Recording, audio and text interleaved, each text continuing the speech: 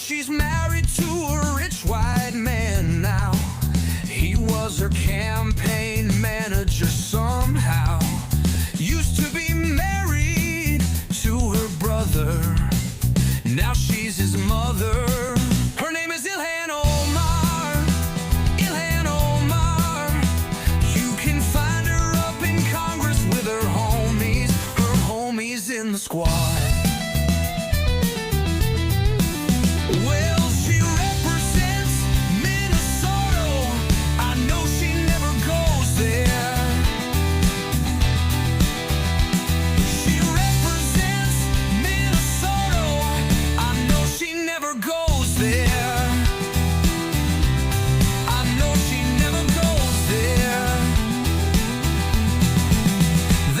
Some harvested ballots in a suitcase in the back of a car.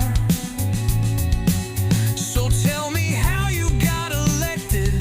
Tell me who you are. You represent Minnesota. I know you never go there. You represent Minnesota. I know you never go there.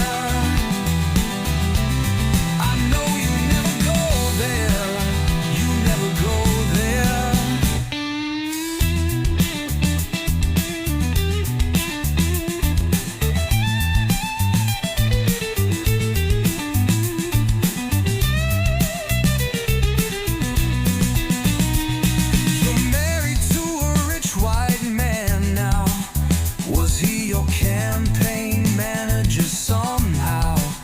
Used to be married to your brother. Is he still your brother?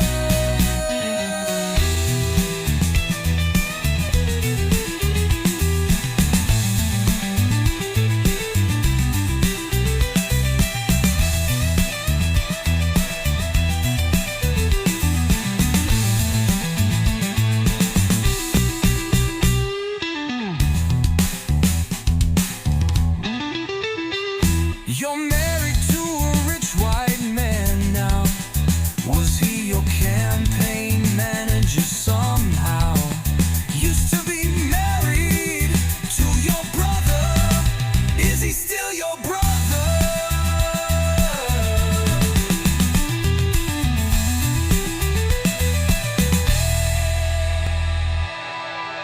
You are listening to the AI Overlords and the John Justice Show for a Thursday starts at 6 a.m. presented by American Experiment. They once shook hands in the neon glow, building empires with the money flow. But the bill came due and the numbers lied. Elon turned, said I can't abide.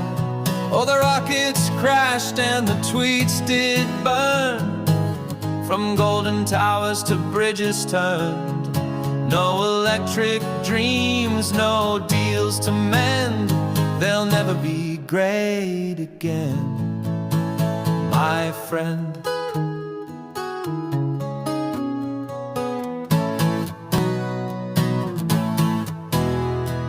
Trump said, Elon, you've lost your spark. Your future's dim, your cars won't start. Pulled the plug on the electric game. Elon shouted back, you're to blame. Oh, the rockets crashed and the tweets did burn.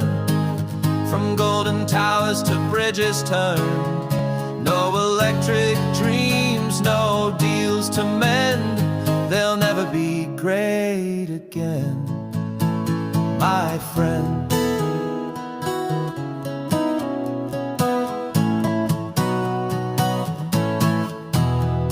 From the Red Hats to the SpaceX flight, their bond collapsed in a single night. No handshake, no more trading schemes, just the silence of broken dreams. Oh, the rockets crashed and the tweets did burn.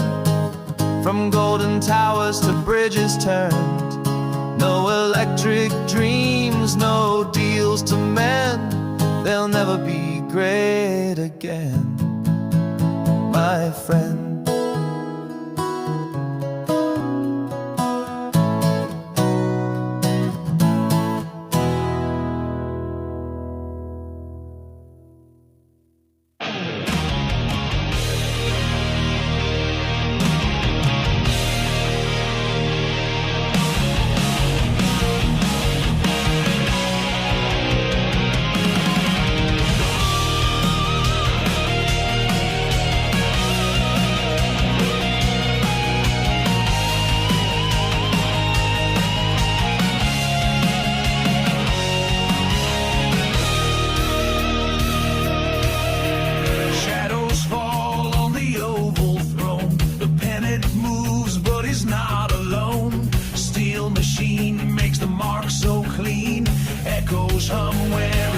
Not seen. Paper trails on a midnight spree. A silent scribe in the land of the free. Meadow hand with a soulless grace. Leaves his name, but it hides his face. Auto pen writes in the dead of night. Mechanical ghost in the pale moonlight. The leader's mark without his hand. Sign of the times and this shifting sand. Empty halls, hear the wailing sound. A signature falls, but he's not around. Ink flows cold like a lifeless stream. Dreams are signed by a faceless dream. Punch the keys, but it feels so hollow. Echoes fade in a world we follow. Man or machine, who takes the blame? In the end, it's all the same. Autopilot writes in the dead of night. Mechanical ghost in the pale moonlight. The leader's mark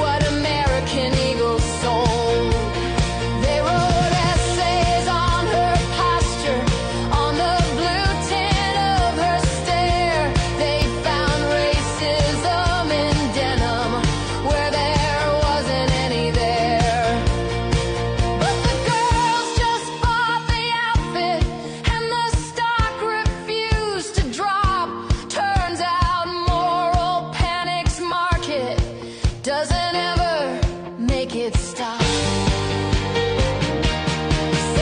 Sweeney has great genes. Guess that's all she had to do. Wear some pants, say thanks, my mama, then watch Twitter melt in two.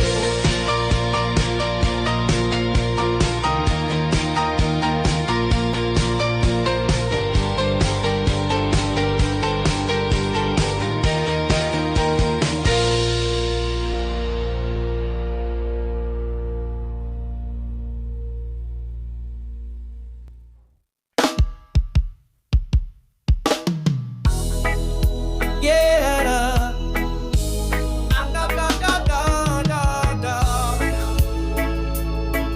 Warrior, yeah.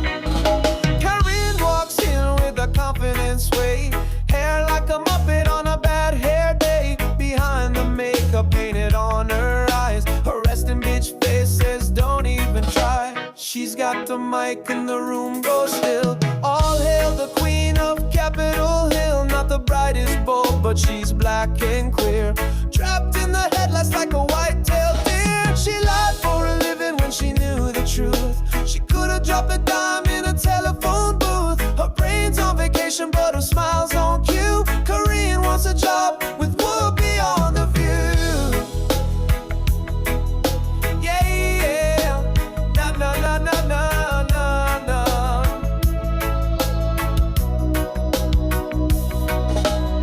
When she's asked if there's something wrong, she flips through a binder for the latest song. She looks so cute and sings like a bird, but don't you believe one single word. Behind the podium she builds a disguise, a master of spin with a wink in her eyes. They ask for the facts, she gives them a play. Corinne's in control, it's her kind of ballet. She lied for a living when she knew the truth. She could have dropped a dime in a telephone booth. Her brain's on vacation, but her smile's on cue. Korean wants a job, Whoopi on The View.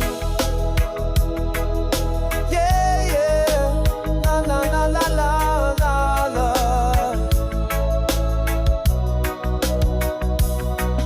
She lied for a living when she knew the truth. She could have dropped a dime in a telephone booth. Her brain's on vacation, but her smile's on cue. Korean wants a job with Whoopi on The View. Oh, oh, oh. Korean wants a job with Whoopi on The View. Oh, oh, oh. Korean wants a job with Whoopi on The View. Hey John, good morning. Barry in Andover. So, watching TV, seeing the commercials, I thought it'd be interesting to see what an update. Well, that didn't work. Why is it not playing where I need it to play? This is what I get for not testing things ahead of time.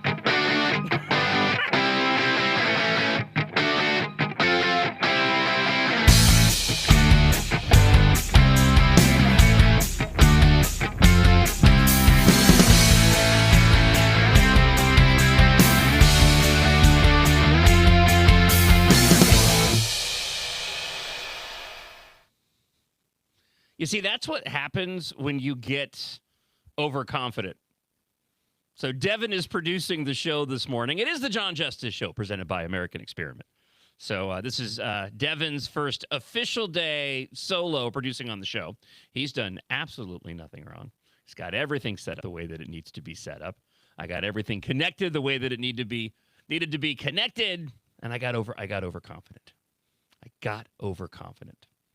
Because I went and I restarted my laptop from yesterday that I used to play the blast. But unfortunately, in doing so, I disconnected the way that you, who have decided to join me at this early hour. Hey John, good morning. Barry in Andover. Yeah, So, watching TV, seeing the commercials, I thought it'd be interesting to see what an update is on the polling, what that's looking like. And then a reminder to everybody who would be leaving a blast. There are options on the keypad. If you don't like your message, go back and redo it and maybe go through that a little bit. Thanks. Have a great day. Yeah, there you go. So Barry in Andover has some helpful hints as we kick off today's show. If you would like to leave a comment, 612-584-4565. That is the Blaster line. You can, of course, email as well. John.justice@AmericanExperiment.org. We have another busy show today, and it's going to kind of be this way until Tuesday and primary day. So Kendall Qualls, the endorsed GOP gubernatorial candidate, he is slated to join us in studio coming up at 7:30. Policy fellow here at American Experiment, Matt Dean, will be on the American Experiment sofa right around 8 o'clock this morning. He has a piece this morning that is available at AmericanExperiment.org, and in that piece, he lays out the number of candidates right now that are aligned with socialists because they are socialists who have won primaries across the country. Including the Al Saeed guy, if the name alone wasn't enough. So he'll be joining us at 8 o'clock. And then Representative Kristen Robbins, former gubernatorial candidate, representative here in Minnesota. She's also going to be joining us on the couch right around 8:30. And looking ahead to next week, to let everybody know. First off, we have Freedom Friday tomorrow and a full house. Grace and Catherine from the American Experiment podcast will be with us. Max Reimer and A.K. Kamara on tomorrow's show. Really looking forward to the last Freedom Friday before primary day. On Monday, of course, we'll talk with Andrew Langer.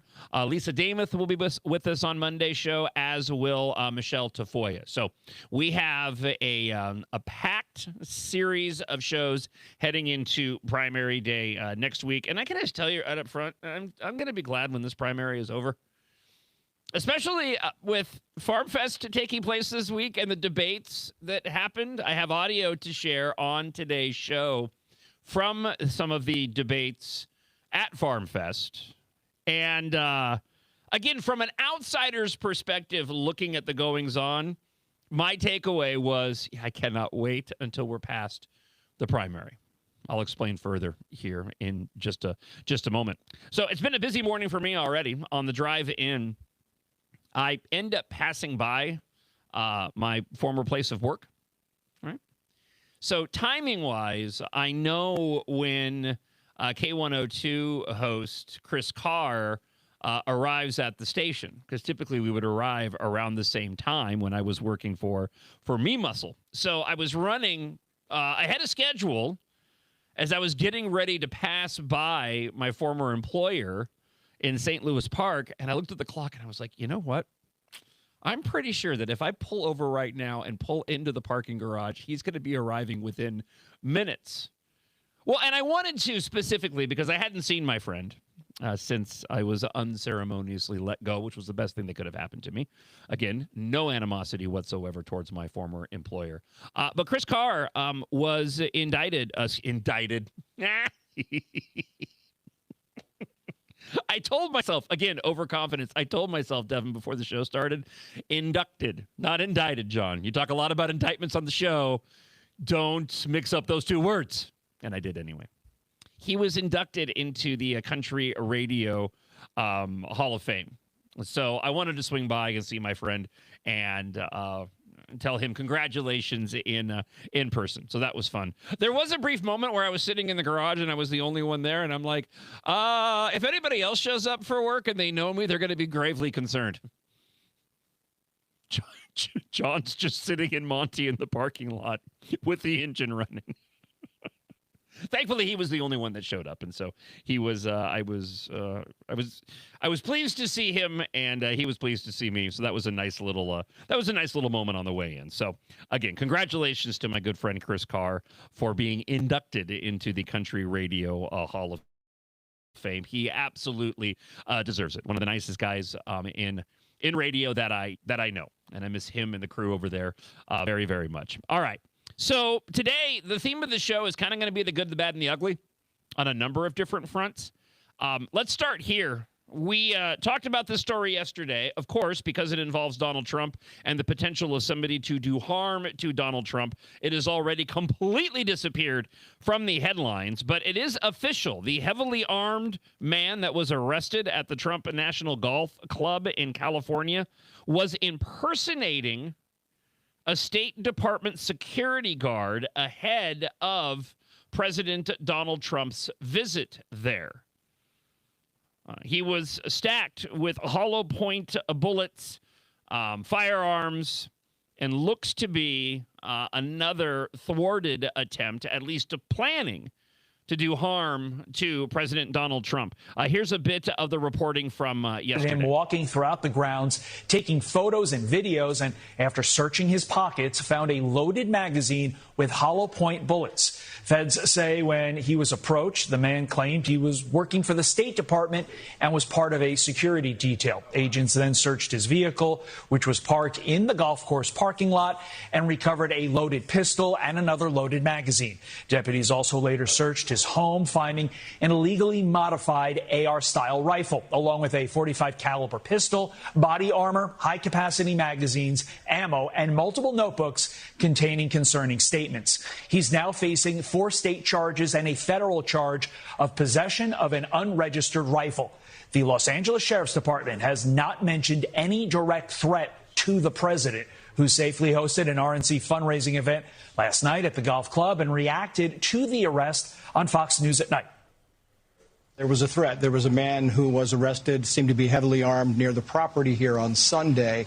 It's an ongoing concern, sir. Talk about that for briefly, if we can. Well, the only thing I get a little solace from is they say only consequential presidents. And I am definitely consequential. The arrest comes just... And we had shared that audio clip from President Donald Trump yesterday. The real... So, first off, it's a good thing that this guy was caught ahead of time, okay? Probably not going to be the last individual wanting to go and do harm to the president. I don't want to go over the same ground that I went over yesterday talking about how this is... And again, another example, it's the further radicalization of individuals on the left because of the inflammatory rhetoric surrounding President Donald Trump that encourages nutbars like this to want to do harm to the president. But beyond that, this falls under what I talk about all the time on the show, the conversations that we're just not allowed to have. We should be having a national discussion about exactly what I'm talking about, regardless of political affiliation. We should not have a sitting president of the United States facing this much continued threats. It shouldn't be this way. And maybe it wouldn't be this way if we addressed the issue about why this is happening head on and we had adult conversations. Again, all of this would only happen if we had a mainstream media that was willing to go and do so, and we just simply don't. Whether it's local, whether it's national. The Democrat Party right now and the majority of the commentators and the journalists that you see on TV, that you see writing, publications, they have no interest in the truth. I mean, we spent, the better part of an hour and a half talking with social media influencer, Minneapolis resident Becca Thompson yesterday on the show about the fact that right now when it comes to the politicization that we're dealing with, you have a party that has no interest in searching for the truth. They are completely 100% agenda driven. And so the major problems that we have within society right now that we could go about addressing to try to find tangible solutions, we're just incapable of and not allowed to have those conversations to get anywhere. We should be talking about why this is happening to President Donald Trump, regardless of how somebody feels about him. And of course, if Trump was a Democrat, we all know what the commentary would end up being surrounding these types of assassination attempts and, planning for assassination attempts. And that's the real tragedy in all of this, because it's only going to get worse as time goes on. It's not going to get better. And just because Trump leaves office after this term, the next Republican to sit in the White House, we're going to be in exactly the same situation, because the same type of over-the-top inflammatory rhetoric is going to fuel the type of encouragement to individuals like this person at the golf club that looks to be planning an attempted assassination against President Donald Trump. And that's the real sort of unintended tragedy about all of this. I'm just as concerned as everybody else. And again, we'll talk with Matt Dean further about this, and we spent a good chunk of yesterday's show discussing this. But how far left the Democrats have gone, the number of self-avowed socialists, and I agree with Becca Thompson, yesterday's guest, that these are communists. Listen, I'm just as concerned as everybody else, and we need to have that discussion, and we'll continue to have that discussion on the show. There is one potential bright spot, and that is what we're dealing with now was kind of inevitable. And once again, we're going to have to go and face, essentially, the Democrat Party is going to have to face a reckoning on this front and decide for themselves what they want their party to be. There are voices out there on the left that are pushing back on these communists who have taken over the party. But unfortunately, it seems like the majority of Democrats currently are more than happy to have these individuals take over the party if it means that they get to win elections. But the problem with that is that those Democrats right now, that if you ask them in private, if they agree with these socialists and these communists, especially the establishment Democrats, they probably would tell you no, even though in public they're out there touting, oh, it's a big tent. Chuck Schumer just yesterday was asked about this. He was asked about what, how do you feel about all these Democrat socialists that are winning these primaries or winning these seats? And he went on that very rant. Oh, the Democrat Party is a big tent. So we welcome everybody. They're going to come for them too. Chuck Schumer doesn't care. He's on the back end of his career. Probably should have left Congress a long time ago. A lot of those establishment Democrats are the same, but if that's what they want their party to become, yeah, we're in deep, deep, deep trouble here in this country. Because what you see happening in places like Dearborn, Michigan, is just going to spread if we don't tap down on this now. And as a bit of a preview for later in the show, we will get into, and I promoted this at the end of yesterday's show, but Republican Senator Michael Holstrom has launched a Sharia-free Minnesota caucus in the state legislature. I have audio to share of the announcement from Michael Holstrom that he did online ahead of the formation of this Sharia-free caucus. And there are all kinds of caucuses that take place within the legislature. And I support this Sharia-free caucus, but as I mentioned yesterday, the real tragedy here is that we have to have a Sharia-free caucus at all, that this even has to exist. But it does, for the very reason that I just laid out. What will be interesting to see, and I saw a friend of the show post this on X earlier. It'll be interesting to see what the outcome of the primaries will end up being in the elections more specifically. What the outcome of the elections are going to be against these avowed Democrat socialists. Because the question that they were asking online was, okay, now that the Democrats are going and nominating these DSA members, these communists, to be their candidates in these races, does it mean that the GOP ends up winning these particular elections? I don't know the answer to that yet.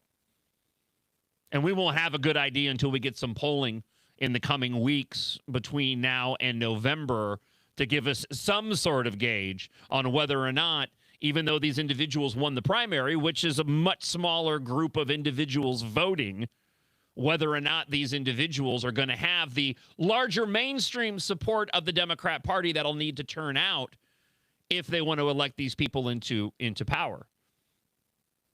Listen, that being said, I mean, we have our own controversies on the Republican side of things, but I'm certainly glad I'm not a Democrat. Holy cow. But how many of these Democrats are even aware of these individuals? I mean, when you have a person, like I mentioned, getting to that article from El Said's primary victory signals clear leftward shift in Democrats' health politics. That's the piece from Matt Dean that he will join us at 8 o'clock to talk about. But it's right there in the dude's name, okay? It kind of is the springboard for Democrats to find out if they're not already aware of the background and what these individuals actually believe. And if they vote them into positions of power, it is going to be to their own detriment. We've already seen what can happen when these individuals get power, whether it's Mamdani, whether it's what's happened in Dearborn, Michigan. So, again, I'll be glad when the primary is over. And I'd say I'd be glad when the election's over in November, but to be honest, it all depends on what the outcome ends up being. 612-584 4565. That's the blaster line if you'd like to leave a comment for the show. You can also email john.justice@americanexperiment.org. Remember, you can watch the show live at MN Think Tank on X, also Facebook and YouTube. Center of the American Experiment. You can watch it there. And, of course, you can listen live at americanexperiment.org or on the MixLR app, the MixLR app. Podcasts are available on that app when the show is over and on all major podcast platforms. All right, we'll dive into the good, the bad, and the ugly ahead of the review of the debates that took place at Farm Fest. I'll give you details on how rules for thee, but not for me, and the double standard. A former DFL leader gets less than a year in jail for a fatal hit and run of a teen. And Rochelle Olson, Rochelle. She writes in the Star Tribune why I'm suspicious of the Collie Her allegations, and you should be too. They're all hacks. They're all leftist hacks. Listen, again, I'm not going to bury the lead on this. Collie Her, Horny Her, the St. Paul mayor, has not denied the allegations. She all but admitted the allegations were true, but chalked them up to being a joke. But when it comes to hack editorial columnists like Rochelle Olson, they don't care. Again, she falls into the category, like so many others that I was talking about a moment ago. They simply do not care or are interested in getting to the truth at all. It's all about what benefits the narratives, what benefits the party, and what the readers expect of hack leftist columnists like this. Again, leave us a blast to 612-584-4565. We'll be back in just a moment. Here is some commentary that you might have missed from AmericanExperiment.org on the John Justice Show, presented by American Experiment. What's that thing that Keith Ellison said in the December 2021 meeting with fraudsters? Money is freedom. Money is power. Yeah, right? I mean, that's happening in Minnesota, and you don't just see it with public sector unions generally, but especially, I mean, look at the teachers union. It is truly, it is like cartel levels of control that they hold over the DFL here in Minnesota. So even if there were some DFL legislators who, say, wanted school choice and thought it was a great policy, the teachers union is so against it and so against any meaningful reform that they really can't come out and support it because they're being funded, their campaigns are being run by the union. Think about it. Now that school's out for the summer, how are Minnesota students doing? Not very well. Minnesota ACT scores fell again last year and are the lowest they've been in 10 years. In fact, fewer than half of Minnesota students can either read or do math at grade level. Think about it. We used to brag about our schools. Now we're losing to states like Mississippi. Visit AmericanExperiment.org for more information. Think About It is brought to you by Center of the American Experiment, Minnesota's think tank.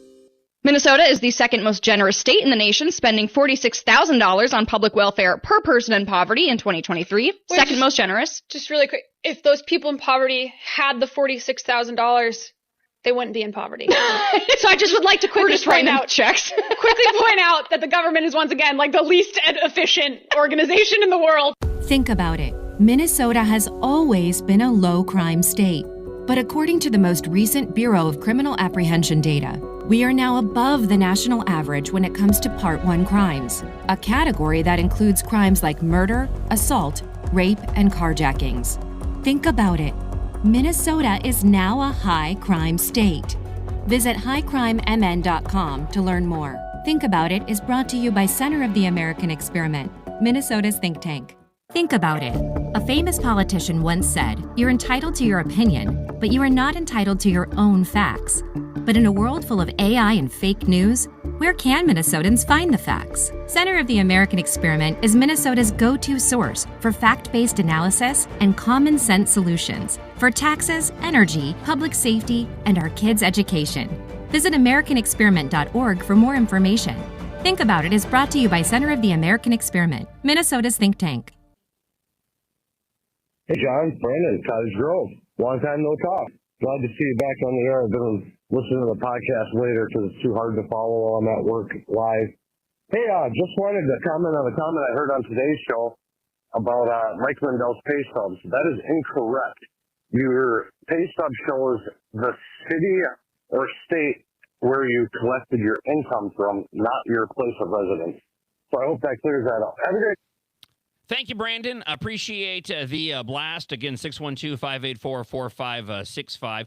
I didn't see any news regarding the controversy surrounding Mike Lindell's residency coming out of the Farm Fest events yesterday, so we still are waiting to see what transpires of that. Of course, we reported yesterday on the show that you had Alex Plekish, chairman for the GOP, asking for clarification on Mike Lindell's residency.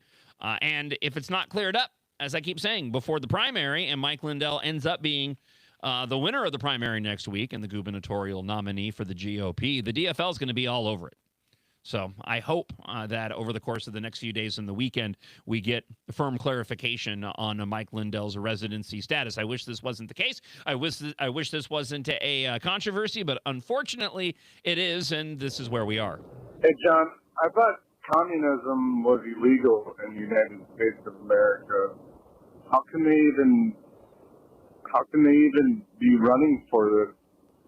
Is it because they labeled themselves DSA instead of communists? Well, I'm sure if you asked them, they wouldn't say that they were communists. First off, I don't think communism is illegal in the United States. I mean, we have all kinds of wackadoodles running on all kinds of different platforms for offices. So when I have a chance, I'll look that up. But I haven't heard that, and I don't know what law that would be. These individuals aren't going to go and align themselves directly with communism yet. But look, I didn't expect that individuals who were self-avowed socialists would gain as much traction and actually win primaries or elections. And we've seen, again, this slippery slope throughout the years, especially in these radically progressive stronghold metropolitan cities across the country, Minneapolis included, Seattle, Portland, San Francisco, where these self-avowed socialists have won elections. And it speaks to the horrible job of the public education system, or should I say, the intended job by Democrats who have driven our public education system into the ground, where they have ignored history. They haven't taught students how damaging socialism is, how deadly communism is. They've been indoctrinating them into these ideologies, and now we've seen the ramifications of that because they graduate, they get a little bit older, the indoctrination continues at the university level, they enter into politics, and then they are all pluck, pluck, pluck, pluck, pluck, pluck, pluck. They're all plucked. Dutiful Democrat, socialist, communists ready to go and run for office, having been groomed and indoctrinated from a very, very early age. So listen, apart from, whether communism is or isn't legal in the United States, make no mistake, there are going to be individuals that will further align themselves with that radical ideology, that dangerous and, again, deadly ideology, if they find it politically expedient.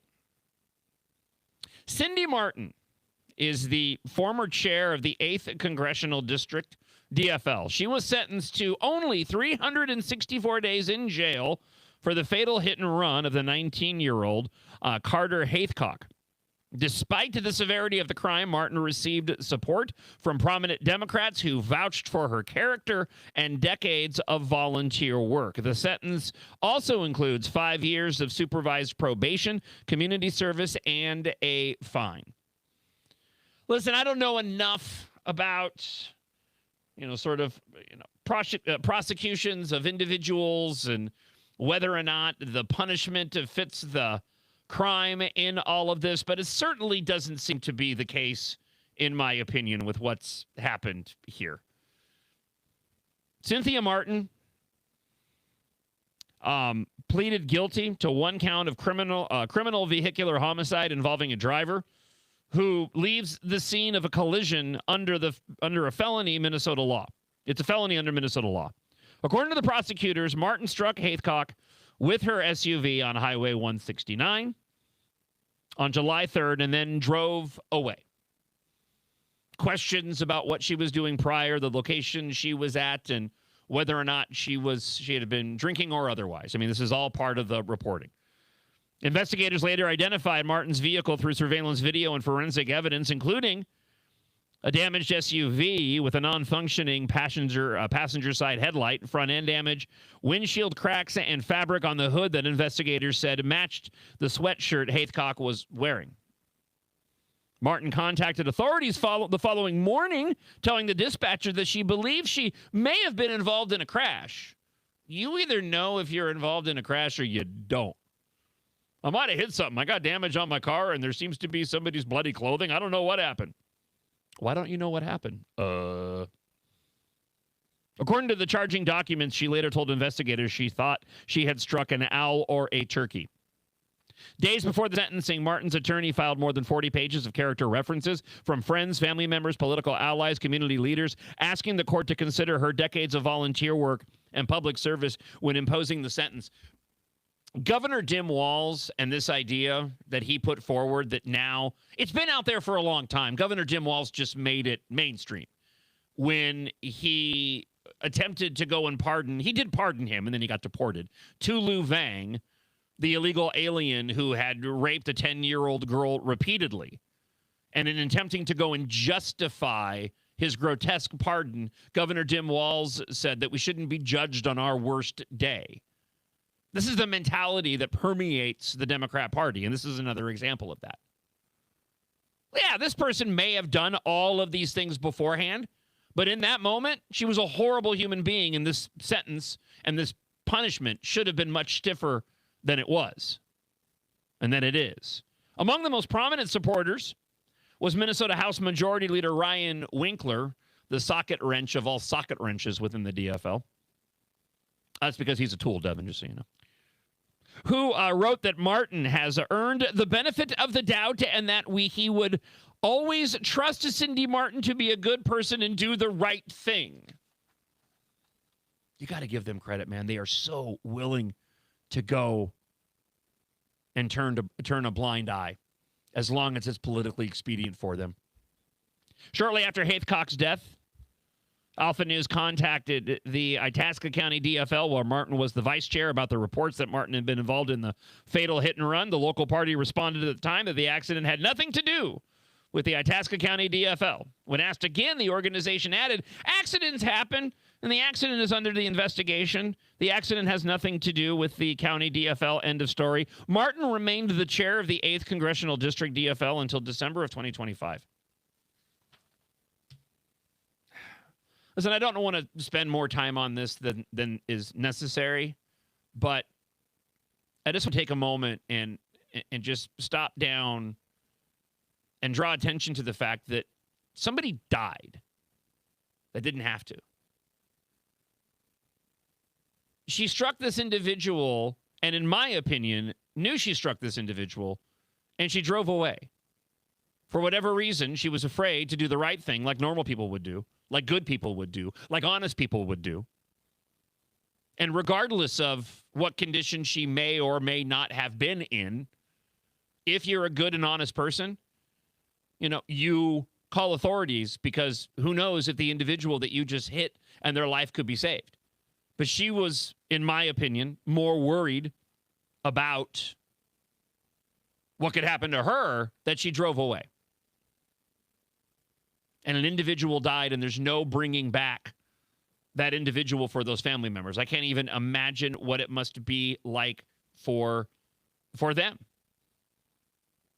to have to go and live with the fact that this individual is no longer with them.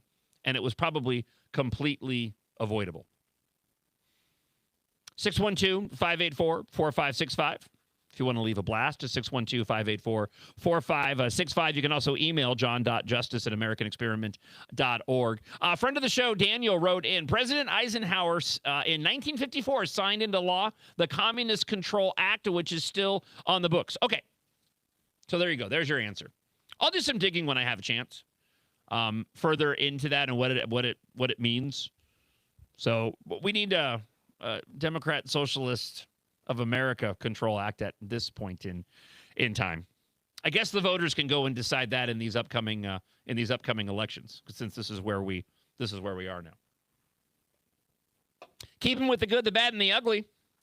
Liz Collin over at Alpha News. Multiple sources confirm A male inmate has received bottom surgery while serving a life sentence for murder at Minnesota's women's prison in Shakopee, and taxpayers likely covered the cost.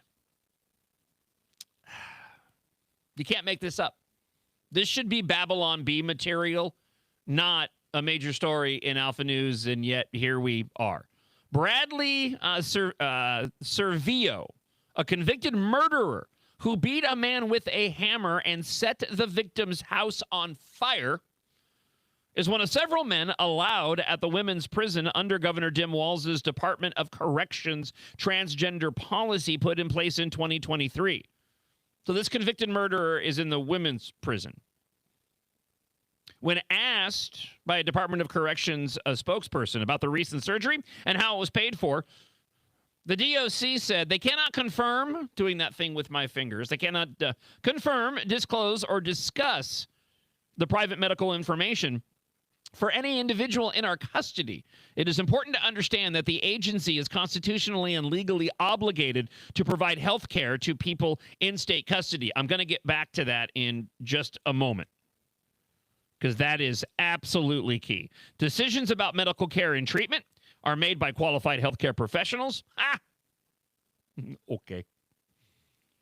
And treatment is based on established standards and an individual patient's clinical requirements. Healthcare provided to those committed into custody of the Department of Corrections is funded through the department's appropriated healthcare budget. Because the DOC is constitutionally obligated to provide medically necessary healthcare, and regardless of the diagnosis or treatment needed, associated costs are borne by the department, the statement reads. So here's the problem on a number of different fronts. So the reason why they ended up approving this murderer's bottom surgery is because to deny this individual, it's not healthcare, okay? It's not. It's body mutilation. But to deny this murderer the ability to go and mutilate his own body would negate Governor Tim Walz and his allowing of a man to be in a women's correctional facility under transgender policy. The health care this individual should have received, let me back up even further. He never should have been in the women's prison in the first place. This is part of the reason why. But instead of giving him the needed health care, which is mental health, that's the help that this dude needed. He should never have been put in the women's prison. He should have been given mental health evaluations in the men's correctional facility. But instead, what do? In order to justify Governor Tim Walz and his anti-biological stance regarding transgender individuals, and in this case, those that are serving within the prison system, we enable and we contribute to their mental instability by allowing taxpayer dollars to go and mutilate the body of a murderer. Now, listen, I don't care, because this individual is clearly messed up, and now they're going to be messed up even further, considering what allegedly the surgery would have entailed. It's tragic. But this guy essentially got what he wanted to get, and I can't imagine that he's going to be living any type of full life or any sort of benefit as he serves out his sentence of murdering an individual with a hammer and setting their house on fire. So whatever, dude. The tragedy is that your taxpayer dollars paid for it, my taxpayer dollars paid for it, Devin's taxpayer dollars paid for it, and that we are doing a grave disservice to people here in Minnesota at every single step of the way on stories like this. From taxpayer funding to the narratives that are formed to putting women who are already serving their time for whatever they have been convicted of. They're in jail. They're serving out their sentence. There shouldn't be an added punishment of having to go and share the space with whack job men like this individual. And yet, here we are. Told you, the good and bad and the ugly for a Thursday. I'll try to find some bright spots. Well, it'll be kind of fun coming up next. We'll do some tearing into Rochelle Olson. Rochelle. Chris Maddle, the attorney for the St. Paul police chief, who has put forward the allegations, fired back on X to Rochelle Olson. I'll be sharing with you his thoughts as well coming up on the show. And then we'll get into Farm Fest. And a lot of weirdness coming out of Farm Fest from both the left and the right. I have the audio evidence to share coming up on the show. Again, leave us a blast.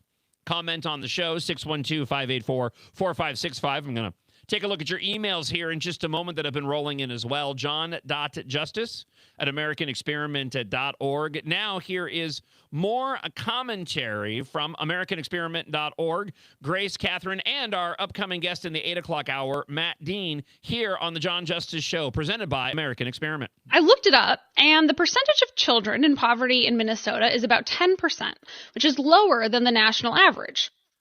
So how come somewhere around a third, 33%, say, of children in Minnesota are on Medicaid if they aren't poor?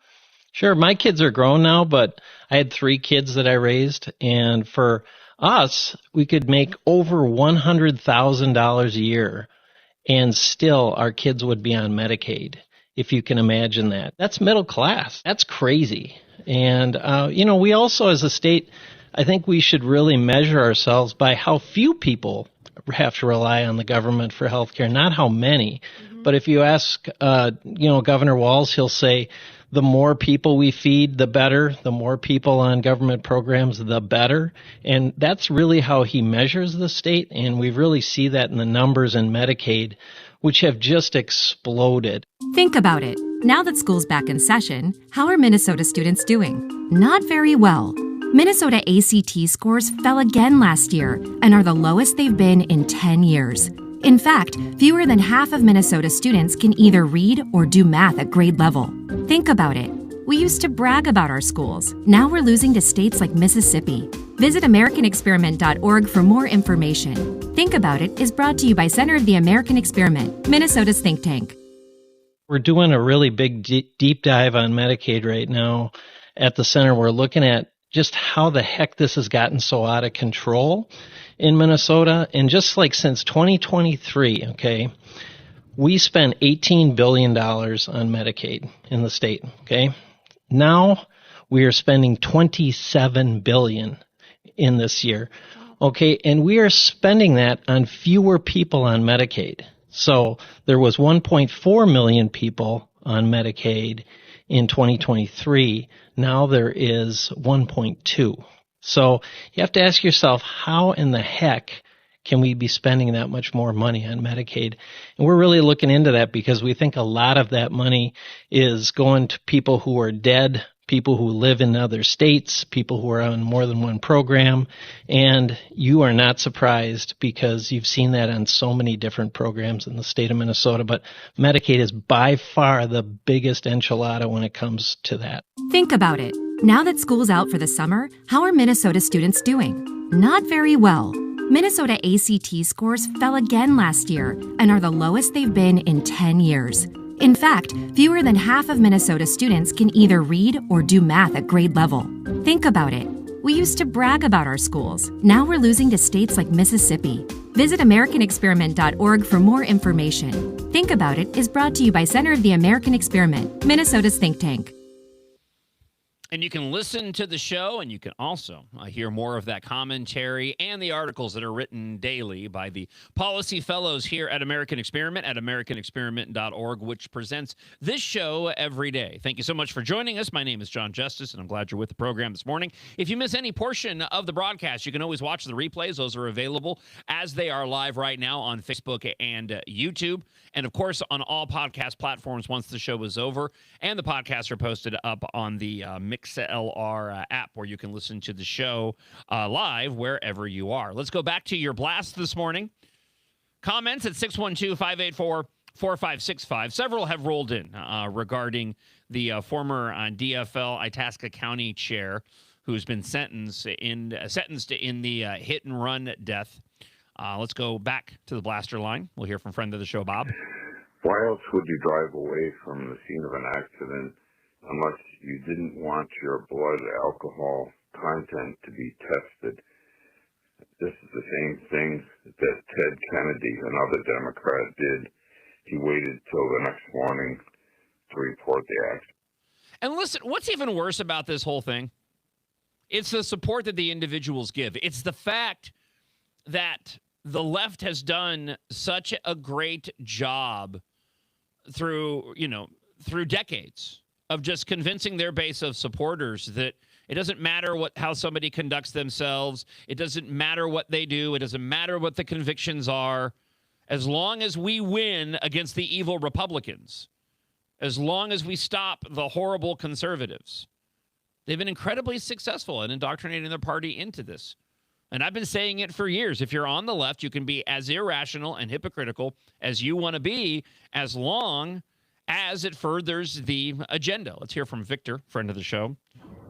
Good morning, John. Victor from Bloomington here. I've never understood this, but she's such a good person. She volunteers. She does all this community work.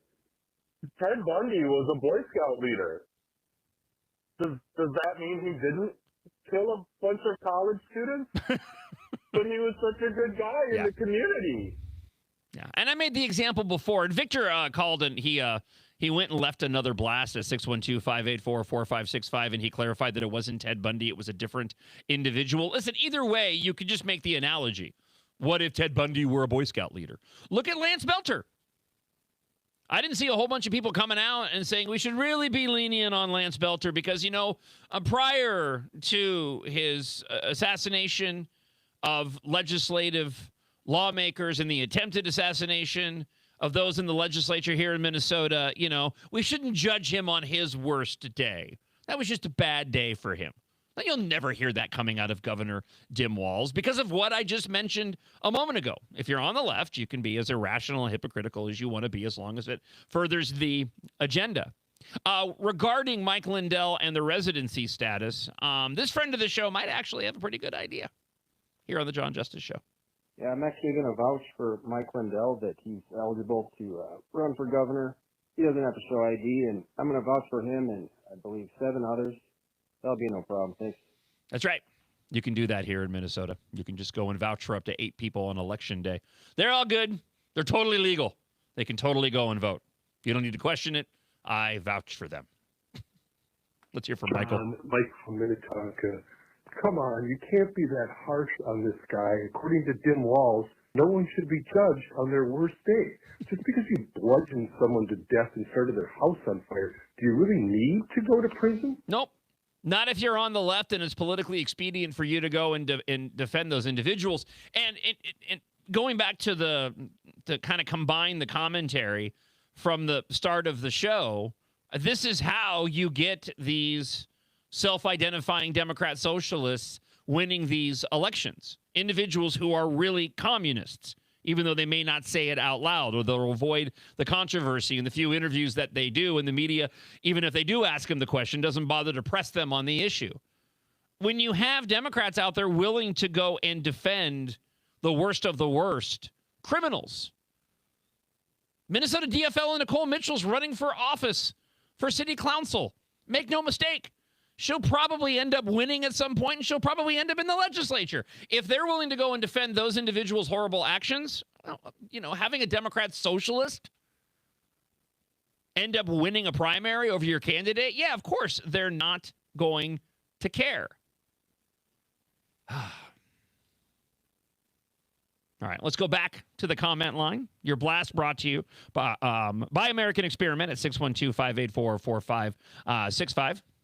John, the DFL will keep telling us that they're not paying for these surgeries, just like they're going to tell us that we're not paying for illegal immigrants to have health care. But I see it every day in the clinics and in the healthcare field. So we cannot believe them. And we'll continue this line of thinking. Thank you all for the comments this morning. And again, john.justice@americanexperiment.org, because everything that we're talking about right now falls into the same camp as this ridiculous Rochelle Olson. Rochelle. I don't have the quote again. I gotta get it from Seinfeld. I've actually been in the middle of a Seinfeld rewatch too. I should have grabbed it yesterday, but I'm a very busy man when it comes to this show. By the way, can I use that excuse if I have a bad show? I should not be judged by my worst show. Something tells me that foes of the show will not give me that sort of leeway. So Rochelle Olson writes this. I'll bring you a few points from this. I recently received a message from a colleague with a grimacing emoji that read, "Remember when you were impressed by Collie Her?" I responded, writes Rochelle, with one word, yes, doing nothing with my fingers. The snide insinuation, she writes, from the colleague is that I was wrong about Her's surprise campaign and candidacy last year that unseated the incumbent St. Paul Mayor Melvin Carter. I'll admit when I'm wrong, says Olson, but I need a lot more evidence to get there when it comes to Her. Horny Her didn't deny the allegations. I could probably just stop. I'm going to share with you because they're more of what she has to say because it's just that stupid, and I love sharing stupid stuff from the left, especially Rochelle Olson. But Horny Her, the St. Paul mayor, she didn't deny the allegations. She actually, through her words, in my opinion, admitted the allegations. She didn't say that didn't happen. She didn't say there was confusion and people are taking out of context. She said, oh, people just don't get my sense of humor. She basically admitted everything that has come forward so far of the multiple allegations, but dismissed them by saying, oh, that was just her trying to be funny. I mean, that's what this article should have been. If Rochelle Olson at the Star Tribune was any good at her job, that's the route she would have gone. You know, again, you can write an editorial based off of her saying that she was joking, and you can go on any sort of number of tangents about how, oh, I don't know, I'll get into the mind of a lefty for just a moment. Any number of tangents about how, oh, you know what, men just don't understand women's humor sometimes, and women are held to a higher standard when it comes to crude humor. No, she doesn't. She goes to, well, you know what, I'm not gonna buy into it until I see more evidence, despite the fact that her said that people didn't understand her humor. She went on to say, it's been just a week since we learned, confirmed via a leaked letter, of allegations by the police chief, Axel Henry, that the St. Paul mayor had, in her first 7 months in office, created an illegal sexualized work environment. See, it's interesting, a little game that Rochelle plays here, because she kind of overinflates what's happening here. Yes, these are sexual harassment allegations. But when you get into the details of the sexual harassment allegations, okay, they show a pattern of ridiculous behavior. I mean, none of this is incredibly dangerous, doing nothing with my fingers. You know, making sex noises in front of people, asking women about their breasts, talking about her own breasts, the memes that she shared, the Wiener Wednesdays, we need a good wienering.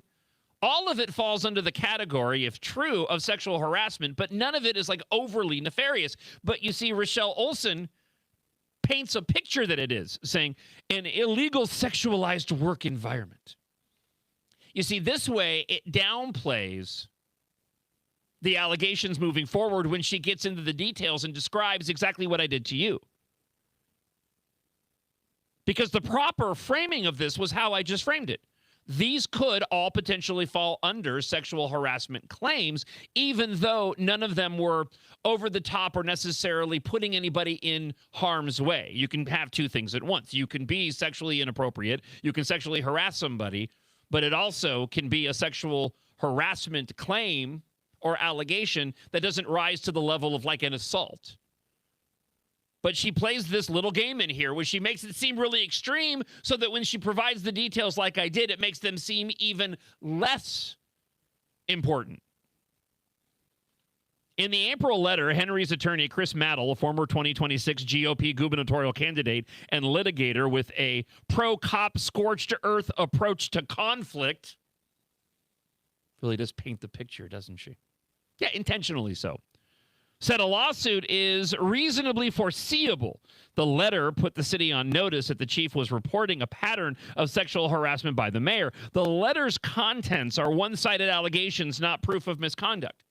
Nobody is saying otherwise. Everybody is talking about this as being just that, allegations. There's a pattern of behavior that's developed in this, and people are extrapolating off of that. But actually, let me push back that this could, if these are true, I mean, they could be misconduct. It's sexual harassment. I don't want to give Rochelle Olson too much credit. So she talks about she says the number 6 refers to the floor at police headquarters, the location of the weekly Wiener repast at the same floor as the chief's office. So they have Wiener Wednesday when they have hot dogs. We have, every Wednesday we have food that's delivered here. I don't know if you had a chance to enjoy that yet, Devin. No, night. Oh, yeah. Every Wednesday, you got to hang out. That sounds good. Free lunch. Yeah, a little Chick-fil-A action going on. Ooh. Yeah, I know. Oh, I know. She says assumptions are dangerous, but I have to believe that St. Paul's top cop has sniffed out the weekly gathering on his floor and perhaps ingested a dog or two with relish. So Rochelle Olson, in her infinite wisdom, is saying we need to hold back. We need to, let's not rush to judgment on the claims made by horny her. My words, not hers. Okay? But what does she do when it comes to the individual who's putting forward the claim? She demonizes him. Where's the consistency? Again, if she were any good at her job, wasn't a hack for the DFL, wasn't in the tank for the DFL, probably, this is probably a phone a friend article. Somebody, just my own speculation. I imagine at some point there was a text or there was a phone call saying, hey, it'd be really great, Rochelle, if you could write an editorial and, say that everybody should wait on jumping to any conclusions over Collie Her. That would be great. But, when you do that, if you want to throw Axel under the bus, well, in the middle of it, go ahead. I would have given her credit if she had taken the same stance because that would have been the right thing to do. If you're going to say you need to wait for all the evidence to come in regarding the allegations against her, it would seem wholly appropriate to say, and the same thing rings true when it comes to the claims made by the police chief. We should wait until the evidence comes in. But no, she just ends up tossing him under the bus left and right on this. He may have ingested a dog or two with relish. But we're supposed to believe that it was her, not the nature of the weekly gathering itself, that sexualized the otherwise tone of Wiener Wednesday doing that thing with my fingers. She goes on to write, the day after the hot dog letters surfaced, the second accusation came from another high-ranking police officer. The female officer claims that her made vulgar noises in the gym and commented on her breasts in the locker room. So what is Rochelle Olson's excuse for this one? Her had been invited to work out in the police gym shortly after her election. Anyone with a workout pal knows that there are few bodily secrets in the gym or the locker room, but supposedly the new mayor has single-handedly obliterated the boundaries of decency. Everybody just talks trash in the locker room, in the gym. Everybody does that. You're going to give her a hard time for this? Whatever. Such a hack. Her was also, by the way, invited to a St. Paul long-standing men's cigar group that meets regularly. I have yet to hear allegations of her body behavior at those sessions, but maybe they'll come out. So she's doing the narrative work for her. This goes back to my phone a friend and why this article actually exists. Nobody has talked about this cigar group that meets regularly. This is the first time it's been brought up, but what does Rochelle Olson do? Suddenly she injects it into the story and makes an assumption that we might hear something coming out of this. So what does Rochelle Olson know that we don't know? Did that phone a friend that might have taken place? Again, my speculation. I have no evidence of that. Did the phone a friend involve somebody saying, hey, you know what? And it'd be a really good thing when you write this article if you can mention that she's also gone to some of these men's cigar groups, and there might be some people coming out and saying some things about that. So if you could throw that into the mix and downplay it for us, that'd be really helpful. Rochelle goes on to say the allegations surfaced as her faced pressure from the left over her move to close 2 homeless encampments. Okay, so now we have further excuses where Rochelle Olson implies that these allegations are simply because of pressure and controversy already surrounding her. For somebody who's taking the stance of we should wait for all the evidence to come into play, she certainly is filled with all kinds of speculation regarding reasons why her may not have done any of this. It's kind of amazing. She's a magical editorialist. This is what Rochelle says next. She says, maybe the timing is coincidental, or maybe it's a coordinated campaign against her. The mayor's been busy digging into the crannies of the city's finances, including the police department budget, which will not be spared.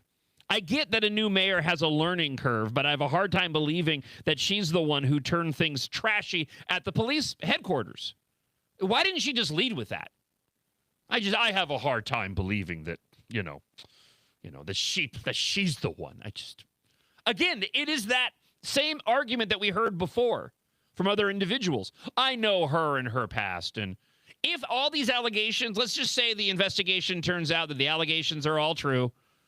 Okay, that's the conclusion of the investigation. There's no denying it. I guarantee you, one of the excuses that'll be offered up by Rochelle Olson is, well, her should not be judged based off of comments about her breasts, other women's breasts, Wiener Wednesday memes, or making orgasm sounds in front of, other individuals. We should not judge her by her worst days or day, or day. I don't know. It seems like there's a lot here. Let's go back to some of your thoughts before we continue on this. 612-584-4565 if you want to leave us a blast here on the John Justice Show, presented by American Experiment. Good morning, John. As far as the sexual harassment accusations against the mayor of St. Paul, have you looked at the mayor of St. Paul? She looks like a human bowling ball. Yeah, I'm going to stop it here. Listen, I'm not going to get into that. I'm not. Her has plenty of allegations of which we can poke fun of based off of what we know so far. I'm not going to go down the line of insulting a person's looks. It's irrelevant to the conversation, and it undermines. Again, no, that's fine. Yeah, opinions, it's all subjective. One person's bowling ball is another person's Heidi Klum, or maybe a more relevant model that actually is still modeling and young these days. One person's bowling ball is another person's Sydney Sweeney. How's that?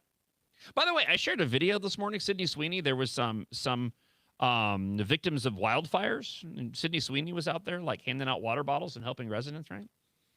See, we should judge Sydney Sweeney by her best days. Just want to say that up front. All right, wrapping up this piece from Michelle Olson.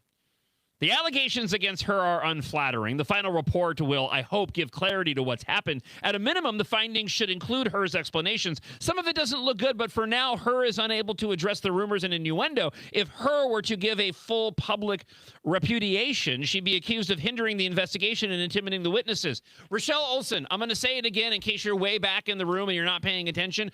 Her didn't deny the allegations. She said that people didn't get her sense of humor. That basically says, hey, what these people are saying is true. I was just trying to be funny. Rochelle says, I'd argue her relative silence speaks to her respect for the integrity of the investigation. And when the report is finished, however, it must be made public, not buried under the technicalities of data privacy laws. Boy, she is like all over the map on this. Holy cow. In an interview, former state data practices chief Don Gemberling discussed conditions that may limit the report's release because personnel matters under many circumstances can be kept private. Ultimately, Gemberling said the cleanest way to make this public would be for the mayor to release this once it's final. Much is murky in this conflict, says Rochelle Olson, and maybe I'll be proven wrong, but for now, I'm standing with her. Because she's a DFL leftist hack. That's why. If only these leftist editorialists in the tank for the DFL took such a middle ground skeptical stance on all controversies regardless of party. But of course they don't. Because Rochelle Olson, just like the vast majority of the individuals at the Star Tribune, including Steve Grove, who's best buddies with Commie Dim Walls, they're in the tank for the left, and they have absolutely no desire to get at the truth. They're merely an extension of the Democrat mantra of you can be as irrational and hypocritical as you want to be as long as it advances the agenda. That's it. It's a disservice to the people of Minnesota. It's a disservice to the readers of the Star Tribune. It's a disservice to the people of St. Paul, who stupidly put Collie Herr into a position of power as the mayor of that city. I mean, do better. All right, we're heading into hour 2 here on the John Justice Show, presented by American Express.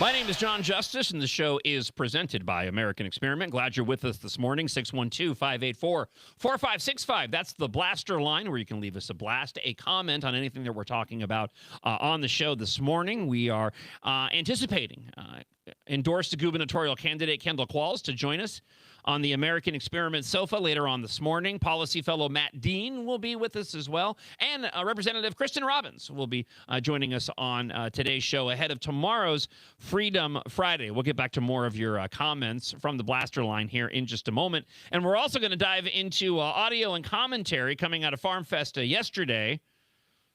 And as I said at the start of the show, I will be so glad when this primary is over next week. Right now, we've been talking about the Star Tribune editorial columnist Rochelle Olson urging the public to pump the brakes on rushing to judgment in the horny Herr scandal. St. Paul Mayor Collie Herr under investigation for sexual harassment allegations. Columnist of the Star Tribune Rochelle Olson defended her, urging the public to wait for the investigation's conclusion. Chris Maddle, the attorney for the police chief who filed the complaint, criticized Olson's column on X yesterday, arguing that it ignored key facts and presented an incomplete picture of the investigation. I want to share with you a little bit of what Maddle had to say here in just a moment. First, let's go back to the blaster line at 612-584-4565, and let's hear from you this morning.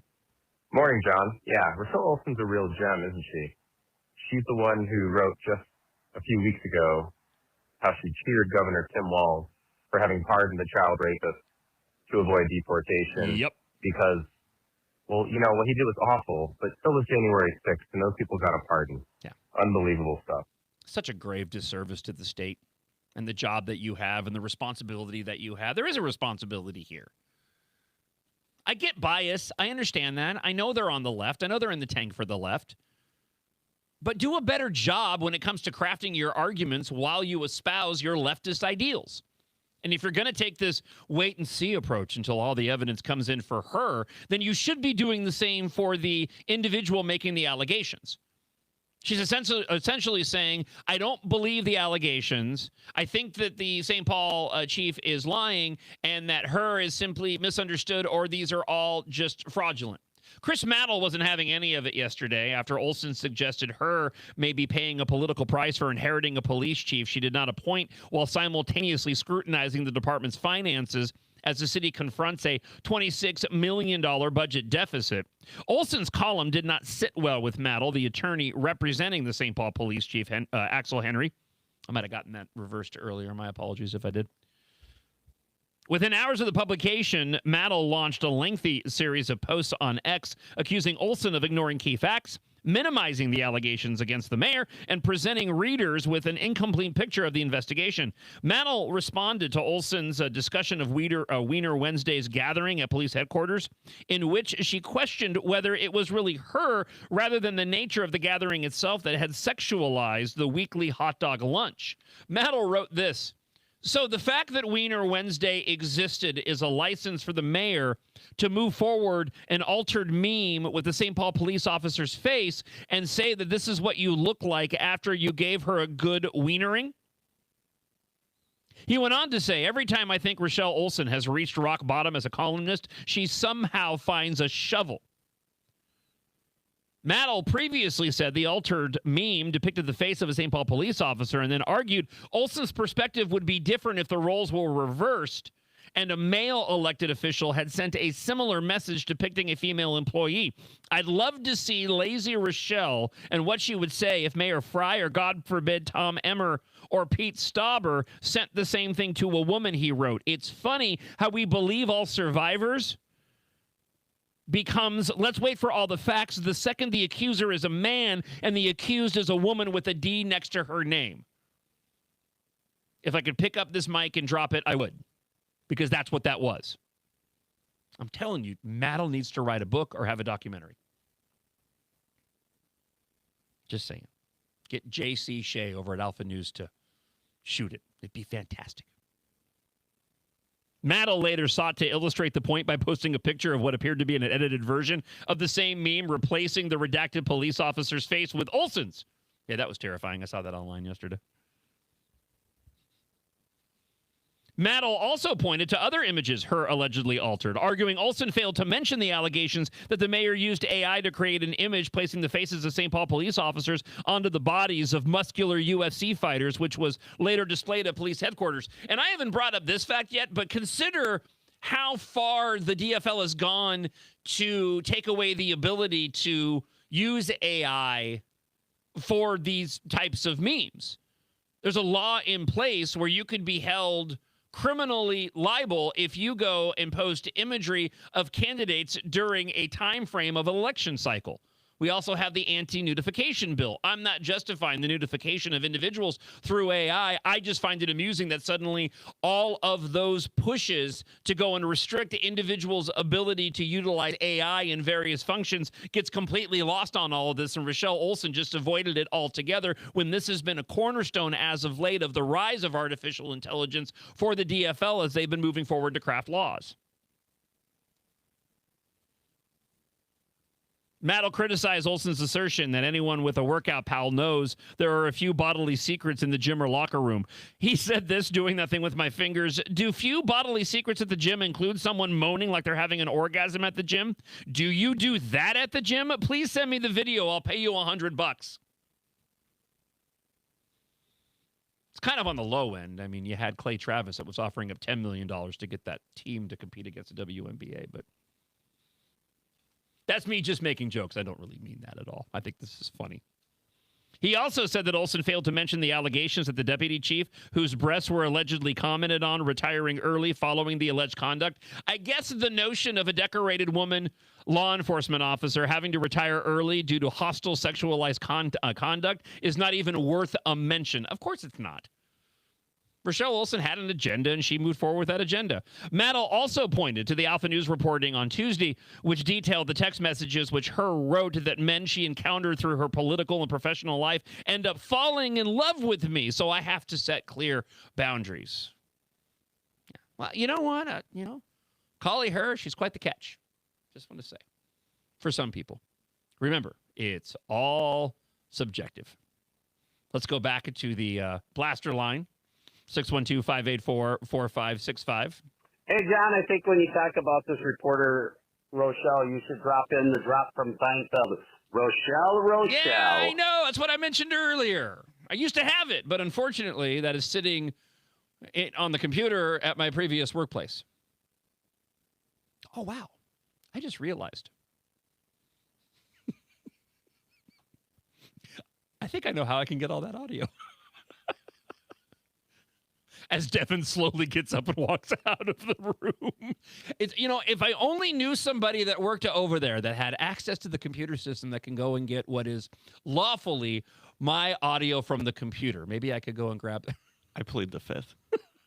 There are legitimately a couple of things I need that I do have access to get, so I may actually have you go and do that for me.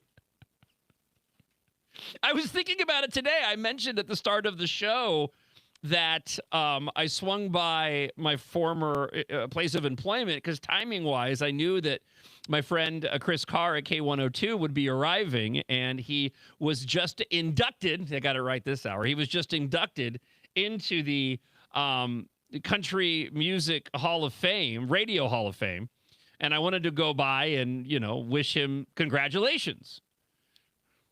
And I was going to actually ask him, I said, hey, you know what? If you could go into the system and get me Kiss the Tip, I would really appreciate it.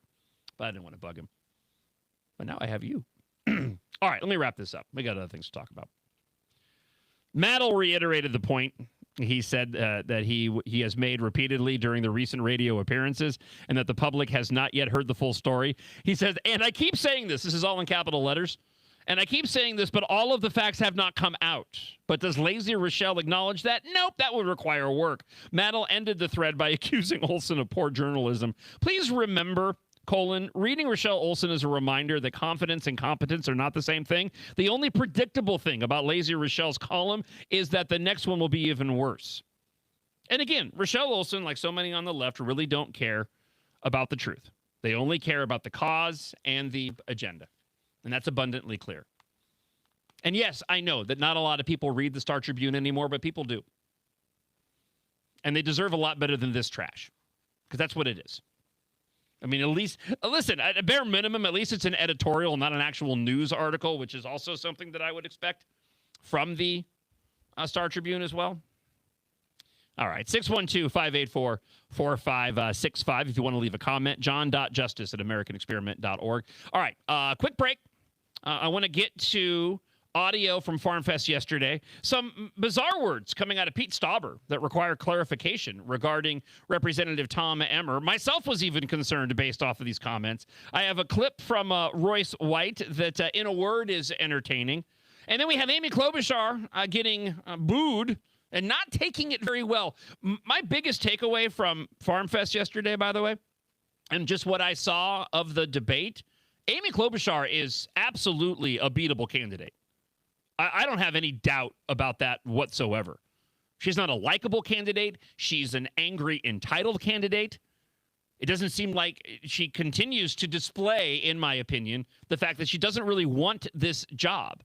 She's not a welcoming individual by any stretch, and that was on full display during the debate at Farm Fest yesterday. So we'll get to that audio coming up in just a moment here on the show. I want to take a second, and after the show today, I'm going to be swinging by NutriWave, NutriWave.us, to go see Dr. Bob, because I'm about to start another round on this amazing program. Because just like you, I've been through the yo-yo diet. You lose a few pounds, it comes back, right? And you gain more weight. You lose a few more pounds, and it all comes back again. That had been my life until this program, which has changed my health for the better in ways that I didn't even anticipate. I've changed my relationship with food. I still love food. I still eat the food that I want to eat, but I have a different relationship with it now just through the process of going through this program and losing 22 pounds. NutriWave turns on the fat burning. It reignites your energy. It's all natural, no pills, no shots, and there's no excuses. 31,000 people, myself included, across the metro have tried everything else, and NutriWave is where they got their life back. And right now, they are accepting a limited number of individuals to take advantage of this amazing offer. You can get a Truth Metabolic Session and red light therapy. Incredibly effective. I've done it myself. It's a $272 value. It's absolutely free. All you have to do is call NutriWave today and mention the keyword strike. You have nothing to lose, everything to gain, except for you're going to lose the weight and you're going to keep it off and you're not going to gain any more. That's happened with me. Listen, results may vary. NutriWave is not a medical treatment. Make sure you consult your physician before starting any weight loss program. But go to NutriWave.us today or give NutriWave a call and just mention the keyword strike to take advantage of this amazing offer. An almost $300 value, absolutely free, but spaces are limited. Again, 952-952-8685. That's 952-952-8685 for NutriWave.us. I looked it up, and the percentage of children in poverty in Minnesota is about 10%, which is lower than the national average. So how come somewhere around a third, 33%, say, of children in Minnesota are on Medicaid if they aren't poor? Sure, my kids are grown now, but I had 3 kids that I raised, and for us, we could make over $100,000 a year, and still our kids would be on Medicaid, if you can imagine that. That's middle class. That's crazy.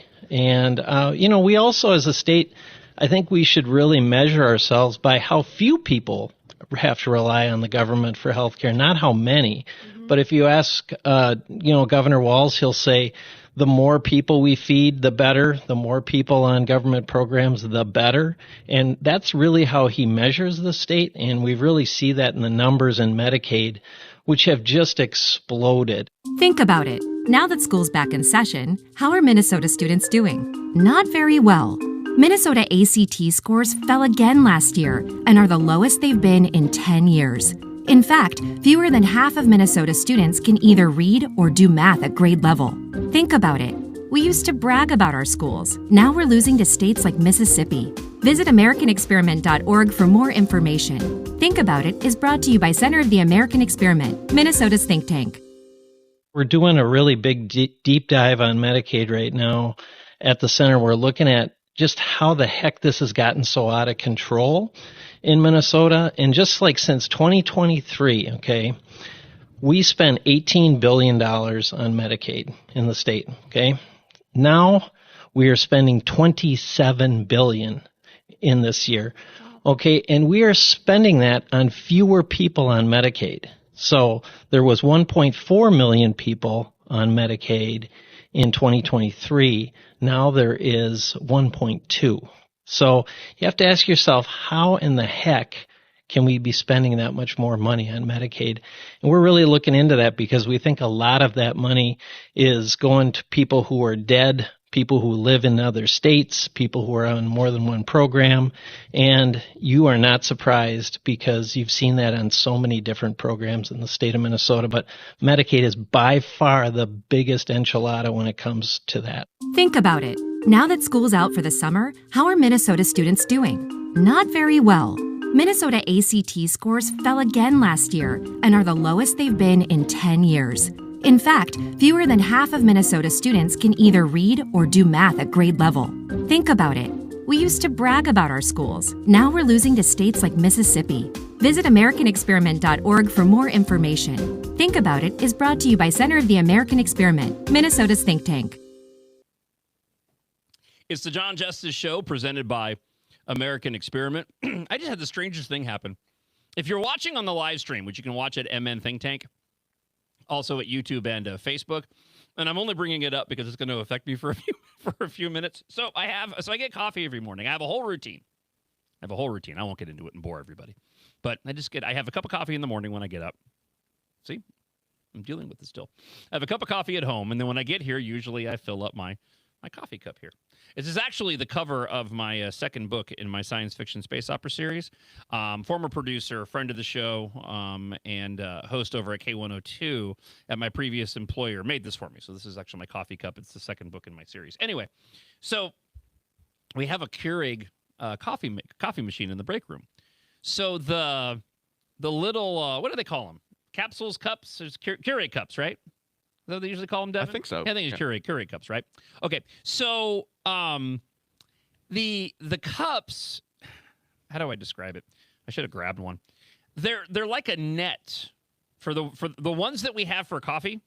Instead of being a completely plastic container where the bottom gets punctured, the coffee is seated in like a net. So when you pull the cup out to put it in, you can actually see like the filter and the grounds inside of it. It must have broken open because I was enjoying my coffee, and it's typical, and again, I'm a creature of habit. I have a whole routine. So right about now, or actually about 10 minutes ago, is usually when I take my last sip. I'm like, end of my coffee. It's just, the temperature is getting a little too cold. I wrap it up, and then I go and I put it away. So I went to swig back, to take a big swig to finish off the coffee, and it was pure coffee grounds. I threw the graphic up on the screen for those that are watching, but I think that it actually ends up doing split screen. So my apologies to the viewers out there if you happen to watch me washing my mouth out and making a mess of the trash can that I put my used paper in. That was a shock to the system here on the John Justice Show. And if there was any conversation that was worthy of the drop, of course, right now I can't go. You're fascinating to talk to. Yeah, thank you very much. Oh, very good. Very good. All right, let's go here. Strangeness at Farm Fest yesterday. I assume it was different for people that were there, right? I watched the debate online, okay? The gubernatorial debate, some of the Senate stuff. And I have clips to share with you this morning. But if you're just online looking at what went down, just a lot of strangeness. Let's start here, though.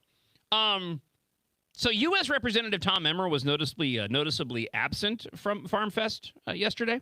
Apparently, he was dealing with some foot injuries, which makes sense because he wasn't scheduled to be on the show today. But, of course, we had him on last week, and he appeared to be doing just fine. But U.S. Representative Pete Stauber made a shocking claim about the health of the House Majority Whip Tom Emmer, ended up walking it back later. So here was the clip that's been circulating online. Apparently, DFL congressional candidate Doug Chapin, who was challenging Emmer in the 6th District, was questioning Emmer not being there at the event. So Chapin questioned his absence, saying that he needs to answer questions and look constituents in the eye, to which Representative Pete Stauber responded this way. Next up, our closing comments from the 8th District, Representative Pete Stauber. Thank you very much, everyone, for being here. Thanks for the invite. To the farmers and your families, thanks for feeding us. Thanks for doing what you do. I want to go back to one of Doug's comments. You have no idea what Congressman Emmer is dealing with right now. If you did, you would have never made that comment. He's fighting for his damn life today. With that being said, I appreciate all of you. So I saw this clip online, and I ended up sending it off on a couple of group chats because I hadn't heard anything, and I thought, and I believe that I was accurate. I thought that I had seen elsewhere online that Emmer was dealing with some sort of health issues, and I was thinking, oh my gosh, did I miss something about Representative Tom Emmer? We had him on the show last week. He was totally fine. I haven't heard anything else, and I didn't want to bug Tom in case there was something going on. I mean, the last thing I want to do was go and bug him about it. Apparently, though, it was much ado about nothing.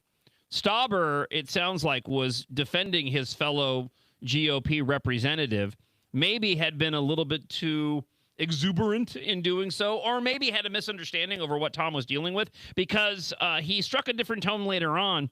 A spokesperson for Stauber told the Star Tribune that Emmer is not fighting for his life and that he was recovering from a series of foot injuries. Earlier this week, Emmer did appear healthy in an appearance on Fox News. Jake Sherman of Punch Bowl News has said on social media yesterday that he had just spoken with a high-ranking Republican who was not gravely ill, nor did he sound like it. He did have a foot injuries for which he had a bunch of surgeries. So, yeah, that was one of the stranger moments to come out of Farm Fest yesterday. Also, things got elevated during the Senate debate. I want to go here. I have a clip from Royce White that I want to share. Before I do, though, I want to lay some groundwork here. Okay. So Michelle Tafoya was sitting next to Royce White, of course, Peggy Flanagan, Angie Craig. I have audio of both of them to share on the show today as well. I've told this story before, and it's relevant to the comments that I'm going to make now. Early on in my radio career, I had a radio consultant who I owe a lot of my success to over his tutelage, mentoring, however you want to describe it. But one of the pieces of advice that he gave me early in my career was an incredibly scary piece of advice, but it's relevant. And it was be as genuine and as authentic as possible, and you'll reach the largest audience that you are capable of reaching. Okay? You don't get that a lot in politics these days, because most politicians don't want to show you who they truly are, because they also know that if they do that, and this is where the scary part of that advice comes into play, they know that, oh, well, if I show my genuine and authentic self, maybe that audience I'm capable of reaching is not nearly as big as I wanted it to be, right? But the only way to truly know that is to be genuine and authentic. What we get now are a bunch of politicians out there that aren't genuine and authentic. They're trying to cast a wide net as possible, and it typically happens on the left with Democrats. But see, the Democrats have been able to negate this through what I've mentioned on the show and earlier this morning, and that is the way that they vilified Republicans. They don't need to be genuine and authentic. They just need to play the hits, because they've convinced their base of voters that, you know, hey, vote for me, don't worry, I'm just better than the Republicans are, regardless of whether or not you agree on my policies. So that's why you get these large generalities that don't have specificity to them, and I'll share this with you coming up with these clips of Peggy Flanagan and Angie Craig. So Royce White falls into this category. Royce White is incredibly genuine and authentic. And he's also, because he's being genuine and authentic to who he is, he's also reaching the largest audience that he's capable of reaching, which also, in my opinion, means that he's not going to win any elections. There's one thing that I appreciate about Royce White. Listen, he is who he is. He doesn't hide anything. People that like him, they get on board with it. It's great. But because of his caustic attitude and because of how genuine and authentic he is on these issues, he's never going to break through with individuals because that's who he is as a person. He'll forever just be a perpetual candidate. And let me add one more thing to this, because I know it's probably sounding like a criticism, but I want to give some background here for those that aren't aware. I've never personally had an issue with Royce White. When he was running for a previous office a number of years ago, I had him on the show. He was supposed to come in studio. He didn't. He ended up switching to a phone interview at the last minute, which is totally fine. I have no problem with that. I never begrudge individuals. If you can't make it in after you said you're going to, that's fine. I get it. As long as we get you on the show, that's great. Would I prefer that you stick to what we said? Of course, but you know, I understand that life happens and it's no sweat off of me. We can still do the interview, even if it's on the phone via Zoom, even though we agreed for you being in studio. Okay. So we had an interview. It was perfectly fine. No issues. When he was running for the other office, moved on with life. So as time went on during that election cycle, as often happens, these candidates request to come back on the show. So I, invited him. He said, hey, can I come back on the show? Sure. Well, he was supposed to come in studio to make good for the first time, right? Well, he didn't show up. He ended up sending somebody else, which I've never had happen before. I've never set up an interview for somebody and then had, hey, they couldn't make it without even being told, and they ended up sending a surrogate. I'm like, okay, this is different. This is weird, but I ended up interviewing this surrogate for Royce White. Then the next time I tried to have him on, Royce flaked on me altogether. Didn't show up for the interview when it was scheduled, didn't give me any warning. I didn't say anything about it. I didn't go online and lambaste the dude. I didn't say anything negative. I just moved on with life. I'm like, okay, fine. And the reason why I was able to do that on the show, by the way, is that typically I take a stance of if the interview is going to be questionable, I don't do a lot of pre-promoting of it, just in the off chance the person doesn't show up. Okay? Because I want consistency on the show, and I'd hate to be, this person's going to come up and then they don't show. That sucks. So I didn't pre-promote him. So because there wasn't any controversy to be had, I just completely let it go because I hadn't even let the audience, for the most part, know, apart from a promo that ran before, that Royce was going to be on the show. Okay, so why do I bring all this up? I bring all this up just so you have some background when I get into this commentary right now. Because about a year or so later, out of nowhere, Royce started taking a run at me online, criticizing me as being a rhino scumbag. I never talked about the dude online. I never said anything negative about him on the air or online, and I have no idea. It just simply came out of nowhere. Suddenly now he's lambasting me on X, calling me a scumbag and a rhino. So what do you do with that? I don't have a lot of respect for the guy for that very reason. And I also want to be as open and honest to you as possible. Again, be as genuine and authentic as you can possibly be, and you'll reach the largest audience that you're capable of reaching. All of that is to say that Royce White is his own worst enemy. And I wish it wasn't the case. I agree much with what Royce White has to say. But it seems to me that he's more interested in an agenda than he is about winning elections. For whatever reason, and you can come to your own conclusions. Case in point, here's a clip of Royce yesterday during the Senate debate at Farm Fest. Yeah, we've already begun with the Kabuki Theater. And the Farm Bill is one of the greatest examples of uniparty dominance in this country. You see people who are supposedly ideologically, separate from one another. They can't agree on anything, but they come to agreement on the Farm Bill. Why? Because the farmers are the backbone of this country. But make no mistake about it, they plan on selling you out just like everybody else. And to discuss some of these issues, when we don't get to the heart of matters, like, for example, California's given their country to communists and foreign invaders. Why are we even discussing what they're doing? We're on our way to the same place.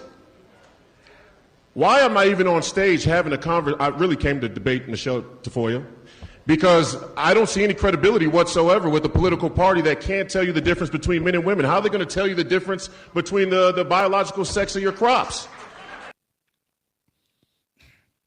And listen, Royce has great points to make. But it's just unfortunate that it seems as if Royce White is just in it for Royce White, and that's it. If you followed him on X, you say any level, and I'm sure that if he ends up listening to this, I'm sure that he's going to go online and shotgun all kinds of commentary and rip me left and right and blah, blah, blah, blah, blah. He does it to everybody, but it's to his own detriment. I genuinely feel bad for the people that end up supporting Royce White because I don't believe that he can win elections because of the way that he conducts himself as a candidate. He seems to be much more interested in just being boisterous about these issues, many of which I agree on, than he is about actually legitimately wanting to go and win this election. I think he should be genuine and authentic. I think he's being genuine and authentic. And if this is who Royce White is, that's fine. But if that's the case and this is how he's going to continue to go and conduct himself, unfortunately, he's not going to end up winning any elections. And that's a bummer for people that support him. Partly the reason why I'm going to be so glad when this primary season is over. All right. Let's dive into Amy Klobuchar and some of her thoughts from yesterday. There was a really interesting moment during Farm Fest yesterday.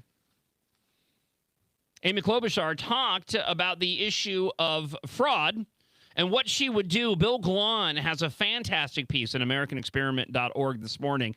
And it essentially was dovetailing off of, or it's incredibly similar to the commentary that I was going to provide to you this morning, because I feel exactly the same way that Bill does. Here's some of Amy Klobuchar's comments. Sure. The people of Minnesota were ripped off. This was wrong, and it should have been caught earlier. When I found out, I put more resources into the U.S. Attorney's Office, and I was the one that recommended Andy Lugar, who is a prosecutor who exposed the fraud and was the one that brought 70 of these cases. My plan as governor will be to do this. One, the minute I get in there, I will launch a top-to-bottom audit of state government. I will root out the fraud. So Bill Glahn writes this.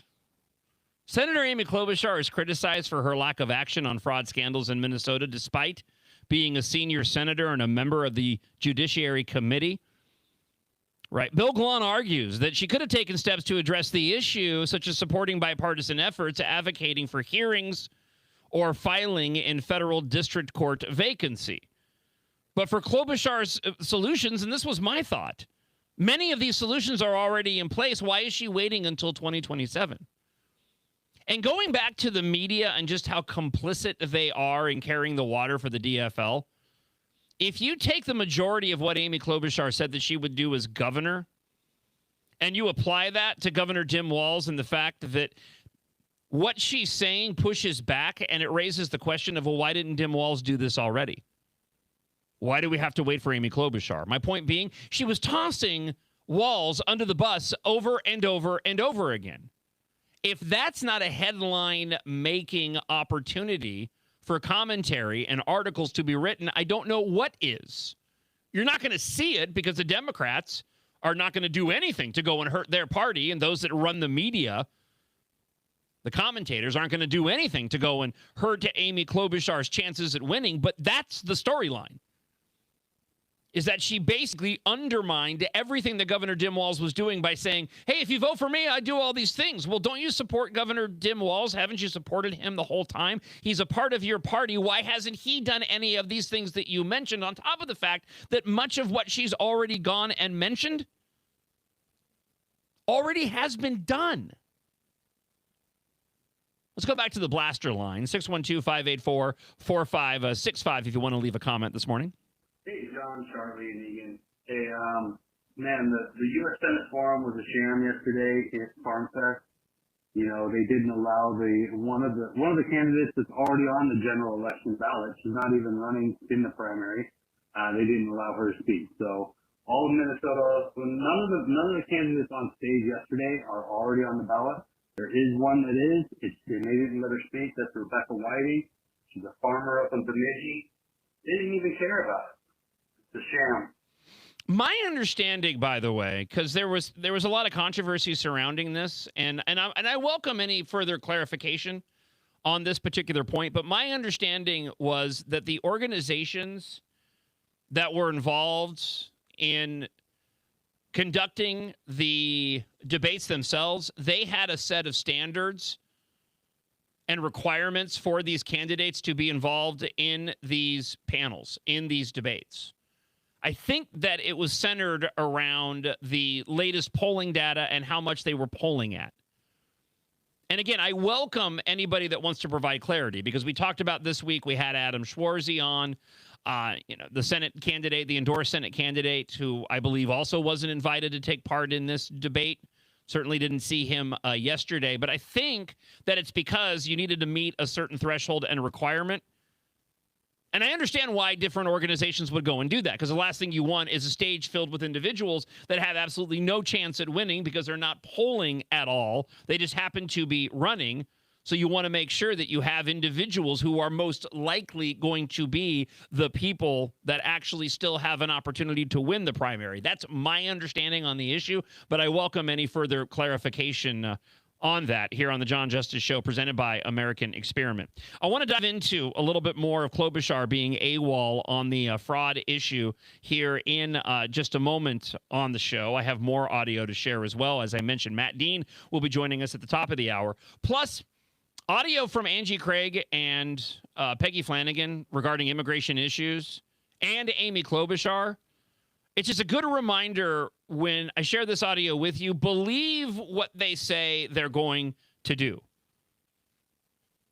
You have Amy Klobuchar talking about being tough on crime, wanting to tackle fraud, but then essentially saying that, oh, you know what, though? I don't think that we should be spending money on immigration enforcement. That kind of pushes back on what she said prior. You have Angie Craig and Peggy Flanagan saying they want legal pathways to citizenship for illegal aliens. It's amnesty. There's a lot at stake, and these individuals are making their policy views abundantly clear over what they will do if they were able to win in November. I'll share that audio with you coming up in just a moment. You can email john.justice@americanexperiment.org. We'll get to more of your comments from Blaster here in just a moment on the show. Don't go anywhere. You are listening to the John Justice Show, presented by American Experiment. All the special interests are represented in St. Paul. But who speaks for you? Center of the American Experiment does. Our policy fellows dig into the tough issues that matter to you and offer common sense solutions on education, taxes, crime, and energy. American Experiment is the trusted, nonpartisan voice of Minnesotans like you. We are working every day to make Minnesota a better, safer, more prosperous place. We are American Experiment. Go to americanexperiment.org to learn more. And they also state that Bach said on the telephone that her criminal defense attorney and the editor of the Star Tribune were making plans as to when to publish the article to garner the most strategic advantage. So that's like pretty high-level collusion between the Star Tribune and this woman who's sitting in a jail waiting to be sentenced for her role in the fraud scheme. Think about it. Minnesota has always been a low-crime state. But according to the most recent Bureau of Criminal Apprehension data, we are now above the national average when it comes to Part 1 crimes, a category that includes crimes like murder, assault, rape, and carjackings. Think about it. Minnesota is now a high-crime state. Visit highcrimemn.com to learn more. Think About It is brought to you by Center of the American Experiment, Minnesota's think tank. Most Minnesotans, based on our polling, would agree. It was temporary from the beginning. It was temporary. Temporary COVID. Going to people who don't need it. They can work, or they're illegal immigrants. Yep. Shouldn't be benefiting from the system anyway. Yep, they're able-bodied or they're not Americans. We're going to kind of roll through a few of the senators' opinions on why this funding is so crucial. Let's roll it. Work reporting requirements don't work. The Trump administration and Republicans in Congress are forcing states to adopt these work reporting requirements so they can kick enough people off Medicaid to justify the tax cuts they gave to billionaires. The single purpose of this is to kick people off of their health insurance. Except to corporations and super rich donors, the only people who stand to gain from this deal. Think about it. Now that school's back in session, how are Minnesota students doing? Not very well. Minnesota ACT scores fell again last year and are the lowest they've been in 10 years. In fact, fewer than half of Minnesota students can either read or do math at grade level. Think about it. We used to brag about our schools. Now we're losing to states like Mississippi. Visit AmericanExperiment.org for more information. Think About It is brought to you by Center of the American Experiment, Minnesota's think tank. Education Minnesota came in and testified against that bill, even though it included public schools. And their basic thing was, we are testifying against this because it'll decrease the enrollment in public schools, decrease teacher funding in public schools, and basically take money away from our teachers in public schools. And when they did that, what just became so crystal clear, and every DFL representative fell in line, repeated the same anti-Trump talking points. What stuck out to me was like, wow, you really don't care about the kids. Nope. Mm-hmm. You really, really don't. The only thing you're prioritizing is public school enrollment, not for the sake of we need more kids in public school because they'll get the best education. The justification was we need more kids in public school so that our teachers can get paid in public school.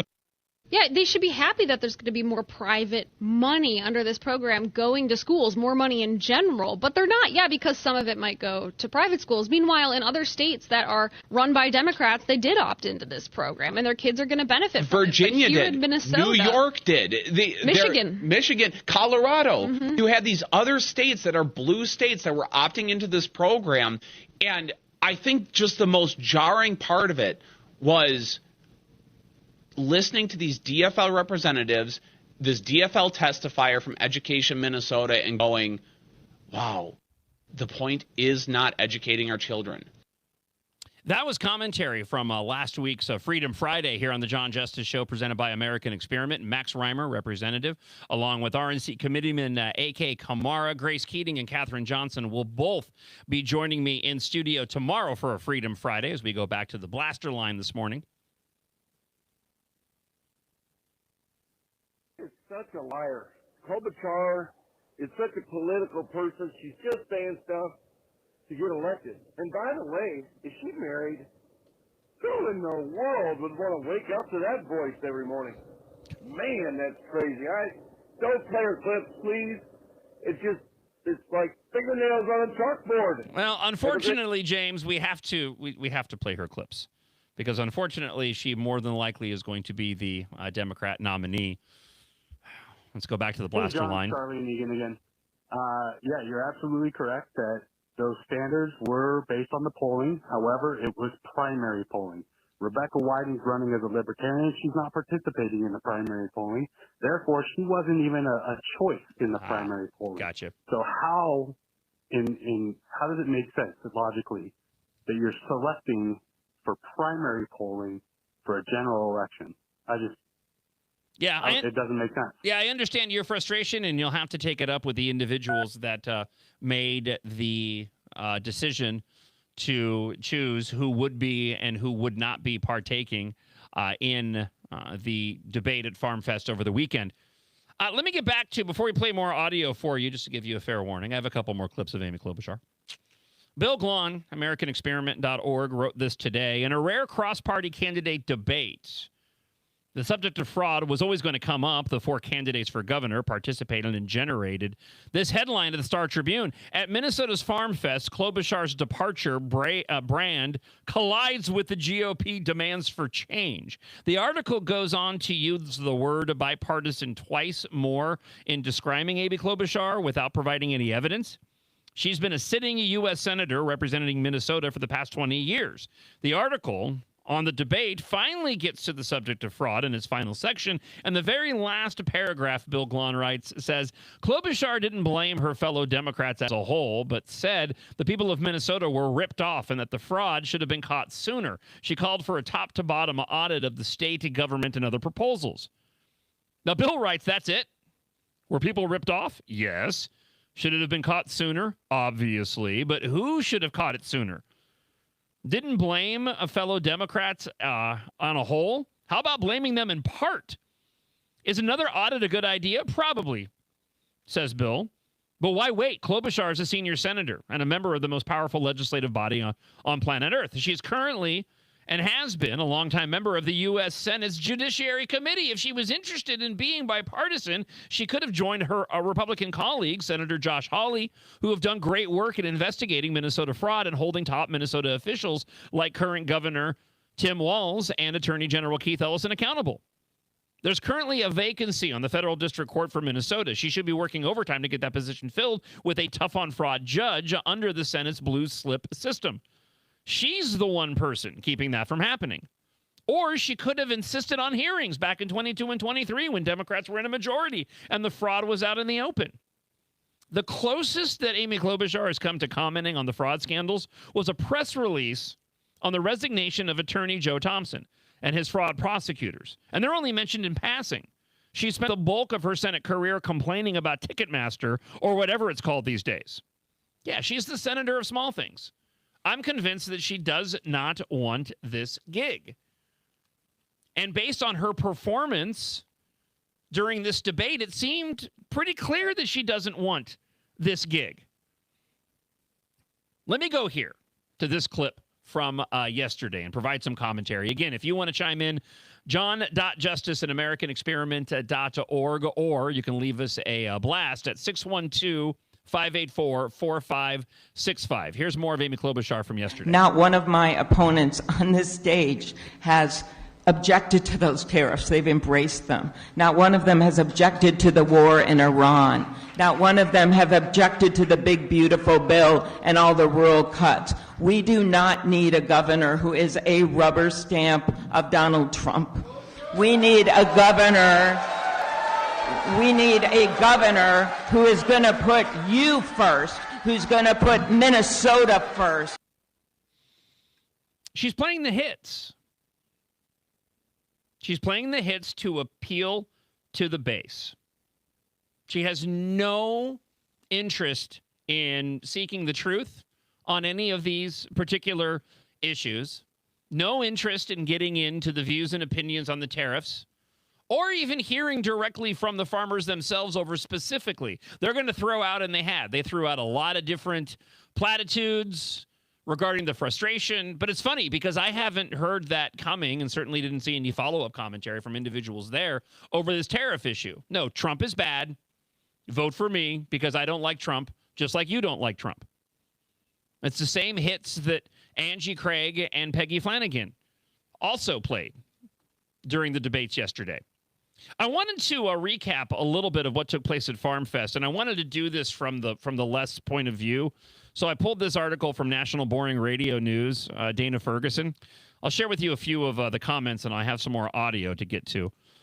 Dana writes this, from the get-go, Klobuchar worked to show a been-there-done-that approach by citing measures that she's worked on in Congress, referencing places she's been in Minnesota, and the ideas put on the table this campaign.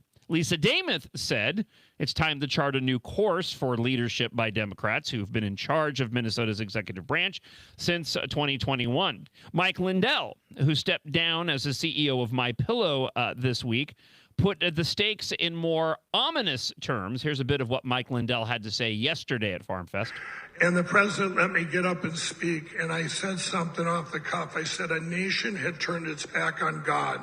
We had taken God out of our schools. I said we need to pray for God's grace and get back in the Word and spend time with our families. I could have just well been talking about Minnesota. This is a spiritual battle of evil and good of biblical proportions. We have a governor that put a satanic statue in the Capitol. Put a satanic statue in there. All the evil and the horrific things that we've seen happen as we watch our state just crumble. And I will tell you this is, Amy, on this stage, we agreed in 2020, and we came into a historical agreement on the election fraud. She went after the machines. She named them in the movie Kill Chain. She named them. And she went after this fraud. But then she stopped after the 2020 election. What did Mike Lindell do since then? I spent $80 million trying to secure our elections in this country. What did Amy do since then? Amy went to Washington, brings back $20 billion to our state, only to have it shipped off to Somalia. That's not a good steward of our money. All four candidates have said they would take a tough tack when responding to the fraud in state government programs.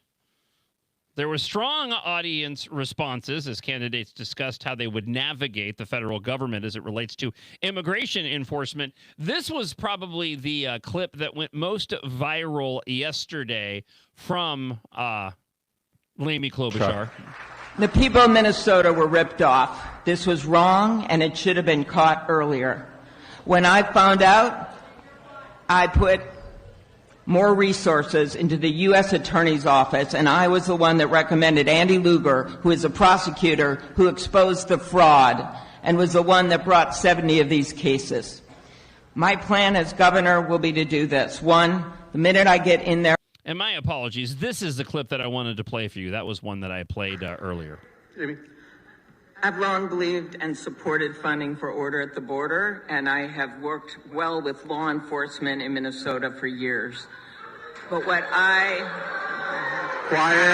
Wow. I ran the largest prosecutor's office in the state and was endorsed by police many, many times. So don't.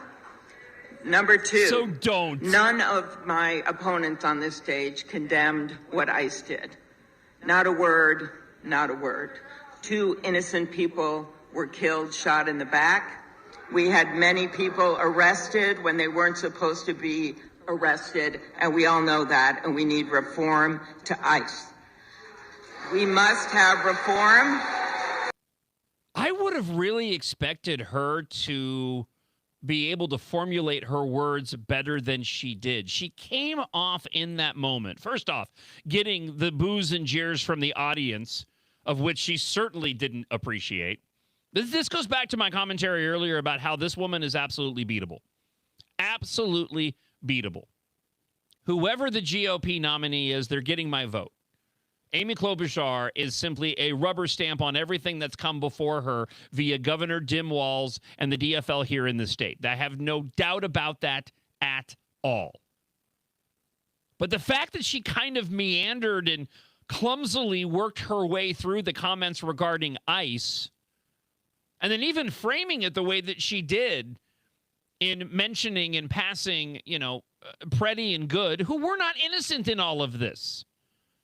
They'd still be alive today if they hadn't gone and made the decision to go down there and obstruct law enforcement from what they were doing. And the same thing rings true as to why everybody else on that stage hasn't said anything negative about Operation Metro Surge, because I would hope that they agree with commentary from me and you and your opinion that the whole issue of what happened during Operation Metro Surge was a completely manufactured crisis that played out as the Democrats encouraged individuals to take to the streets and obstruct lawful law enforcement from doing their job.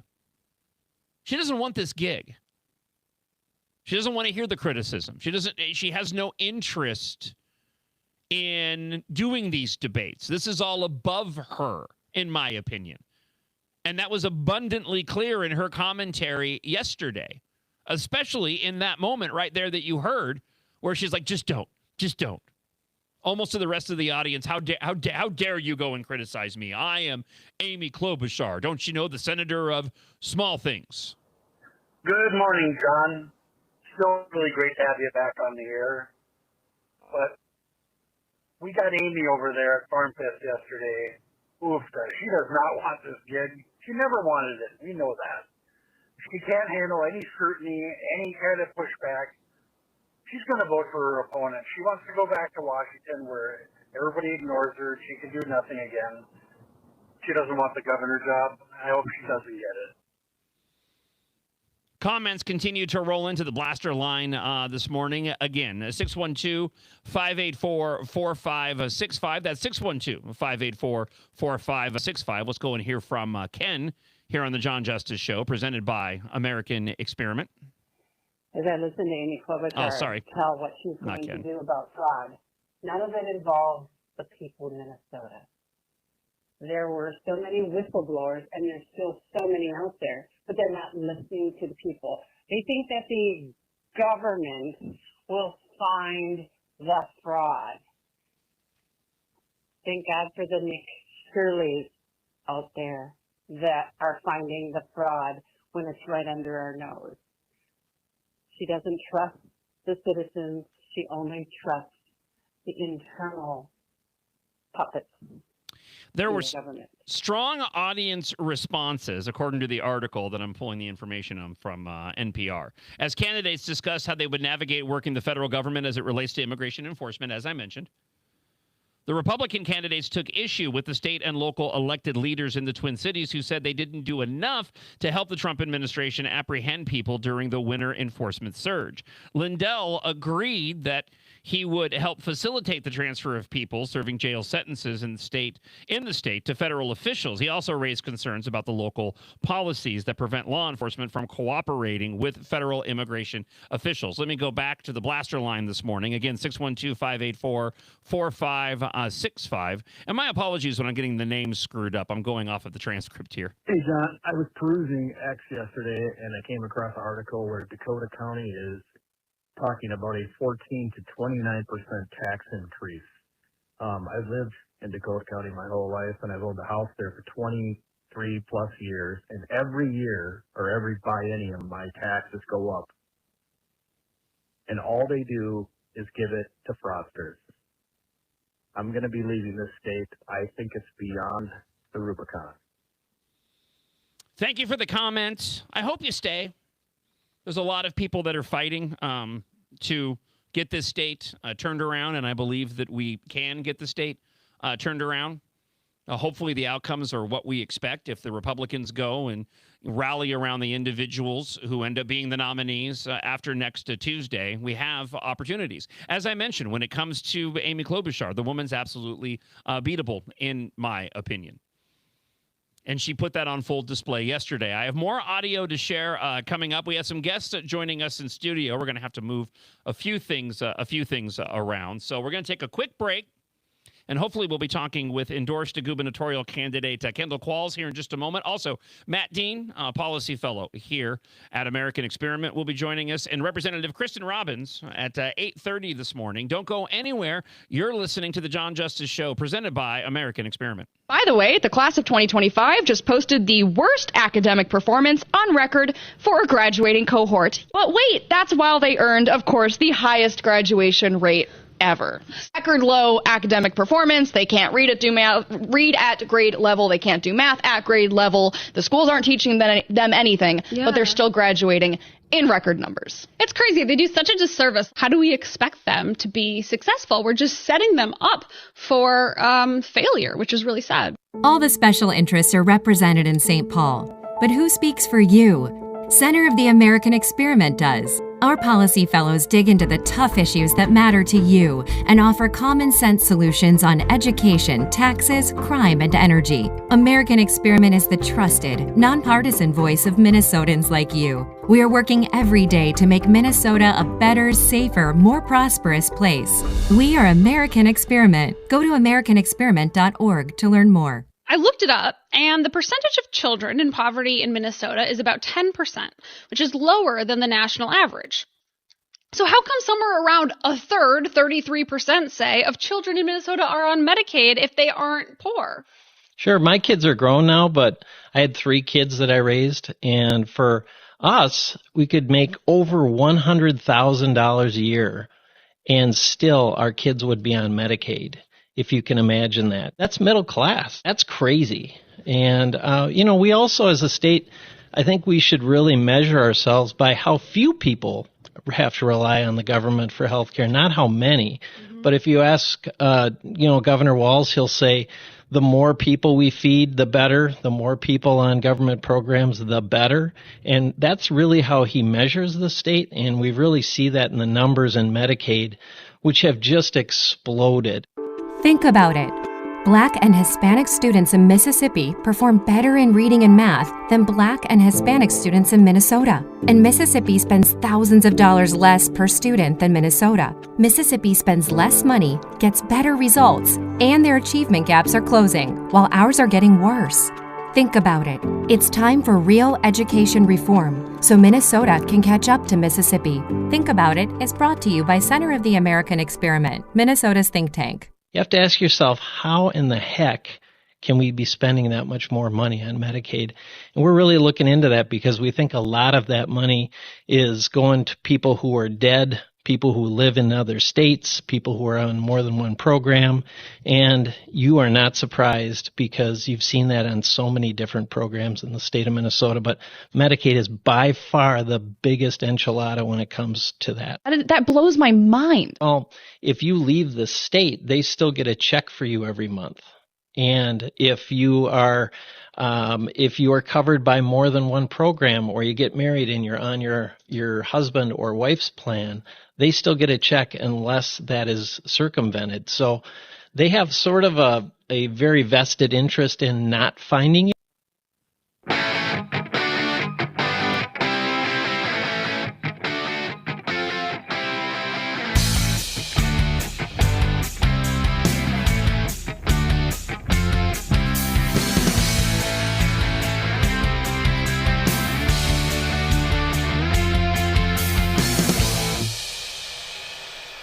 Hour 3 on the John Justice Show, presented by American Experiment and AmericanExperiment.org. Remember, you can listen at AmericanExperiment.org or on the MixLR app, and you can watch the show at MN Think Tank on X, also Facebook and YouTube under Center of the American Experiment. And if you missed any portion of the show, you can always check out the podcast that is available at the MixLR app or on wherever you go and listen to podcasts. We've been recapping Farm Fest and the debates that took place at the event yesterday, and very pleased to welcome into the show and on the couch here at American Experiment the endorsed GOP gubernatorial candidate Kendall Qualls, fresh off of Farm Fest. Good morning, Kendall. Thank you so much for joining us in the studio this morning. Glad to be here. Thanks, John. So, what are your biggest takeaways from Farm Fest this week? A huge event, yep. Incredibly popular event, really important when it comes to elections, which is why all of you were there. But what were your biggest takeaways from the events this week? No, it's interesting you say that. So I'm actually going to be posting a video this morning. If you take away and reflect back on that, and you look at where the Republican Party has been in the last 20 years, on that stage we had 3 candidates from the Republican Party representing the 3 divisions, if you will, the fractured divisions of the Republican Party, and 1 candidate from the Democrat Party, unified.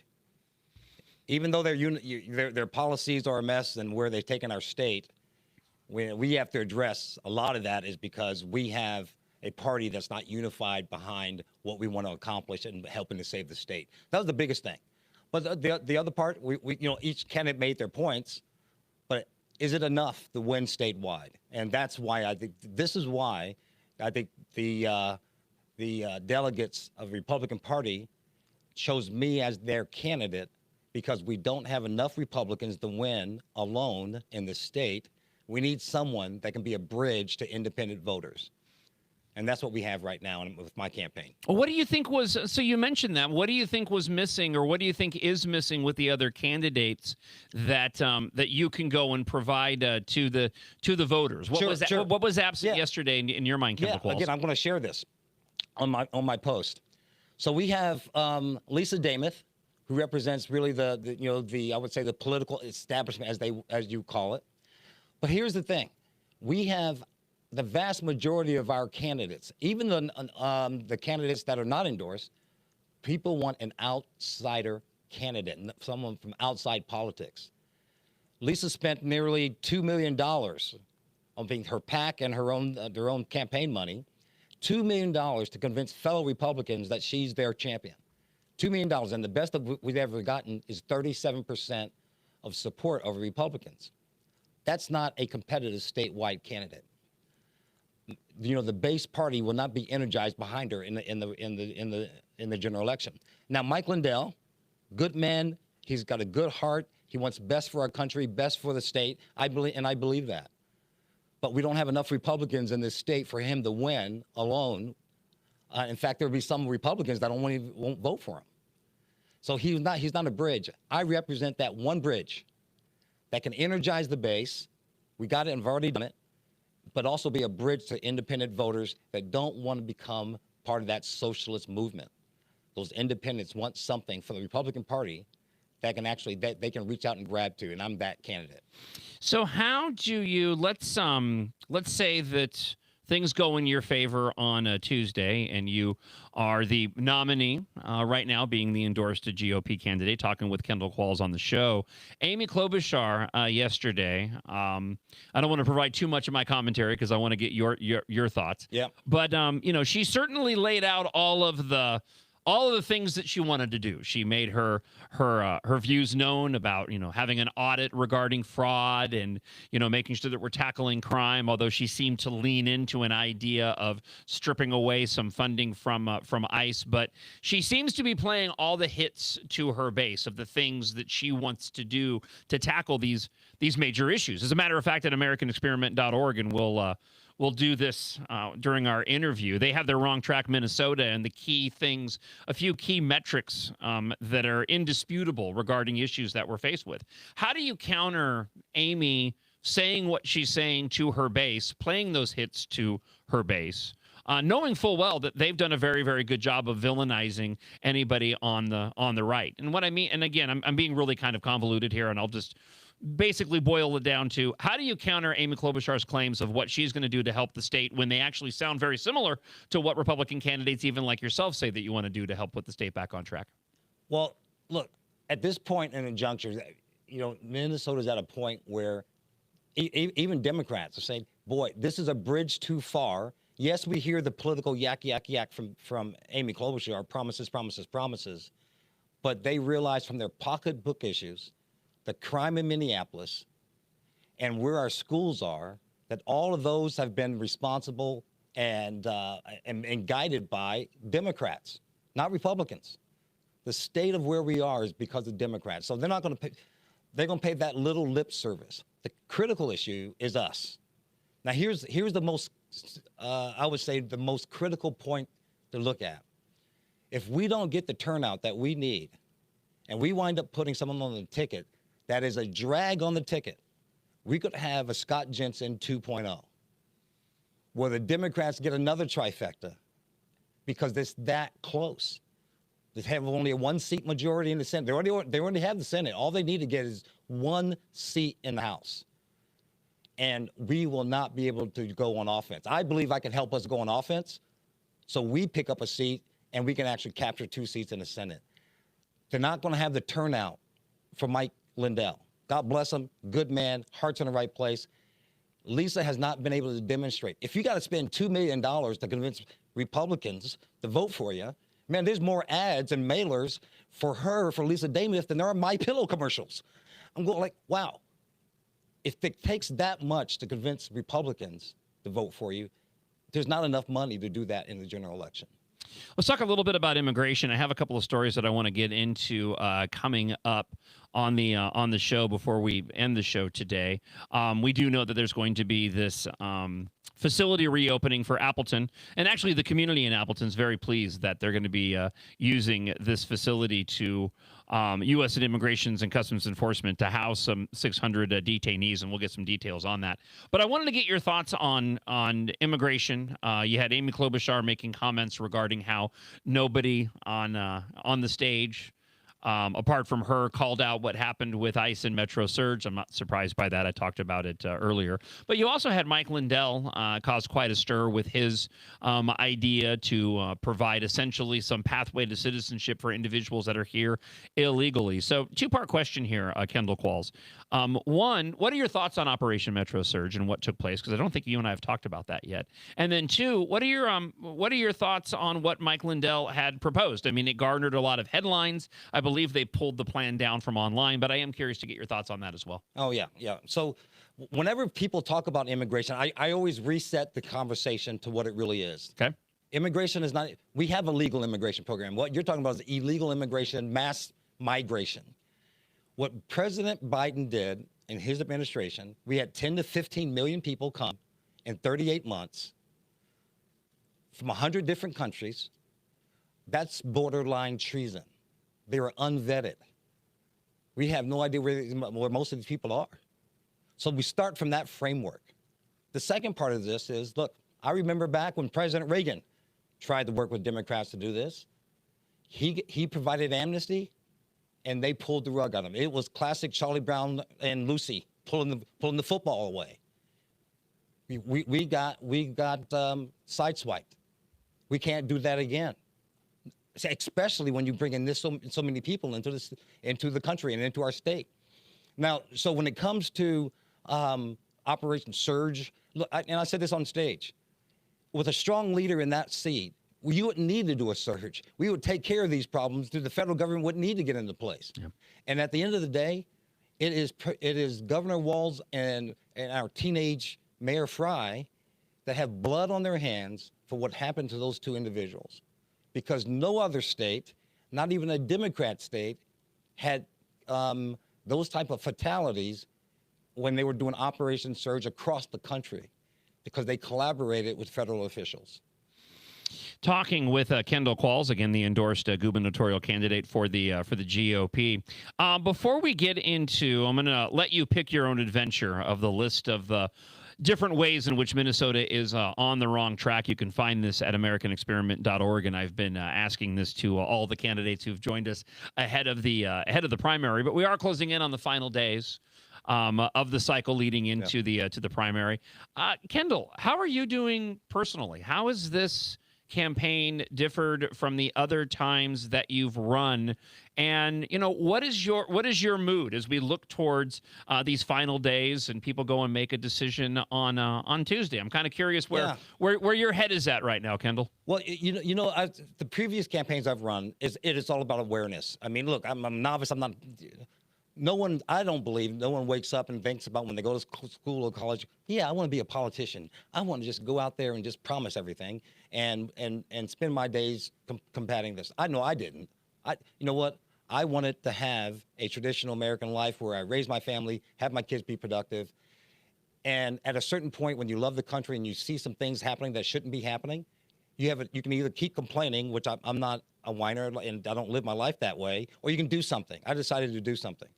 And I can tell you, based on the previous campaigns and where I'm at now, the name awareness, the exposure, at every time I get a chance to speak in front of an audience, I win people that were on for other candidates.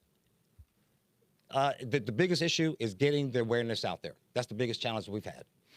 So let's go here. Minnesota's facing challenges, right? We have a list of items. We know the Minnesotans can feel that the state isn't doing well, some 68%, right, according to the polling from American Experiment and AmericanExperiment.org. It shows that. On the website, these items are listed. There are 5 different items, and there's data connected to every single one. These are all fact-based statements. I'll list all 5, and Kendall Qualls, you choose your own adventure. You tell me which one you want to comment on, okay? All right. So, kids in Mississippi can read better than kids in Minnesota. Minnesota is now a below-average state economically. 55% of Minnesota students cannot do math at a grade level. Minnesota taxes small businesses more than any other state, and Minnesota's government let fraudsters steal over $9 billion. Which one would you like to address? Well, let's do the economy. What is it, below? Yeah, so Minnesota is now a below-average state economically. Yeah, because below average economically, it actually speaks to 2 other economic issues: the fraud as well as the taxes. When James Carville said it was the economy stupid under Bill Clinton as his advisor, that transcends political parties and it transcends time. When people feel like they can't achieve their dreams, they're struggling hard economically, it impacts everything else. Why are they struggling economically? Because the taxes are too high, because the job opportunities are not there. You know, all the other, because I'm sending my kids to private school because the public schools are too terrible. All of these things are happening at one juncture in our state. And I said this on the stage yesterday. People are leaving our state not just because the Democrats have ruined the state, is because Republicans haven't stopped them. They've given up on both parties. This is the reason I'm in this race, is because we need something from outside the standard that we've been doing for the last 20 years. You going to be able to get any sleep between now and Tuesday? Well, you know what? It's interesting you say that, because you know what? We are in the red zone. But last night, even after Farm Fest, I slept well. When you know you've done all you can do, and your message is resonating for the people that you can reach, that gives you hope. And when I speak to those guys, they tell the same thing to me. They said, "You know what, Kendall? You give me hope."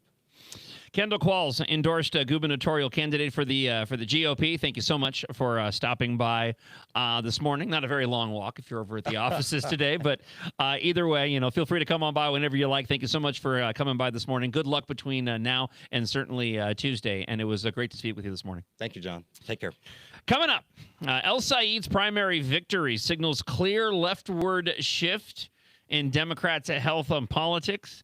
A man whose opinion I very, very much respect is a policy fellow, Matt Dean. He's actually in his office behind me. I'm going to go and grab him and put him on the American Experiment couch. We'll talk a bit about his piece here. And it gives me the opportunity to dive into this. I'm really curious to get into Matt's thought on this rise of the Democrat socialists across the country and how they have been winning these elections, and also whether or not this means that the GOP stands better chances in these races than if the voters in these states had gone with a more traditional Democrat candidate. Although right now to say traditional Democrat candidate really does mean that these are the far leftist socialists. So we'll talk with Matt Dean here in just a moment on the show. Don't go anywhere. You're listening to the John Justice Show, presented by American Experiment.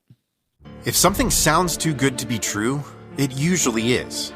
We've heard over and over that wind and solar are the clean and green solution to our energy needs. Power without the downsides of fossil fuels. It sounds great on the surface, but is it true? Let's take a closer look.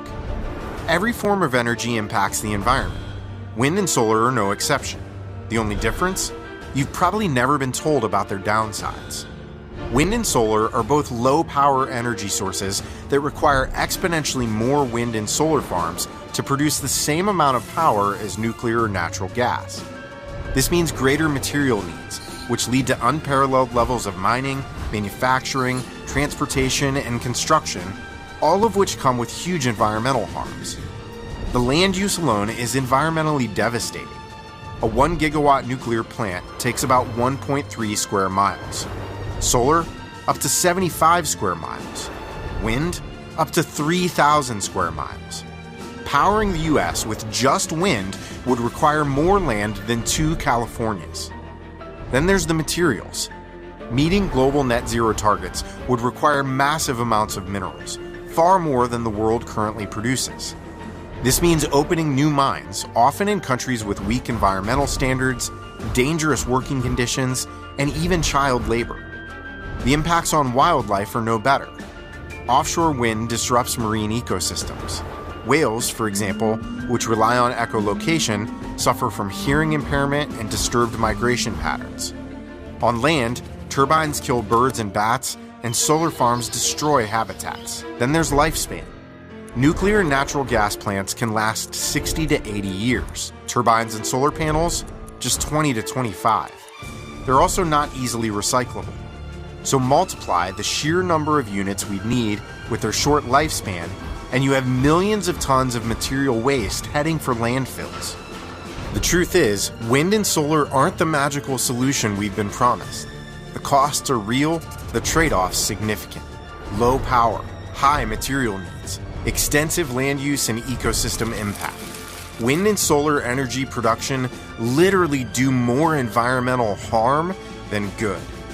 Like we said, if something sounds too good to be true, it probably is. Learn more at americanexperiment.org/shatteredgreendreams.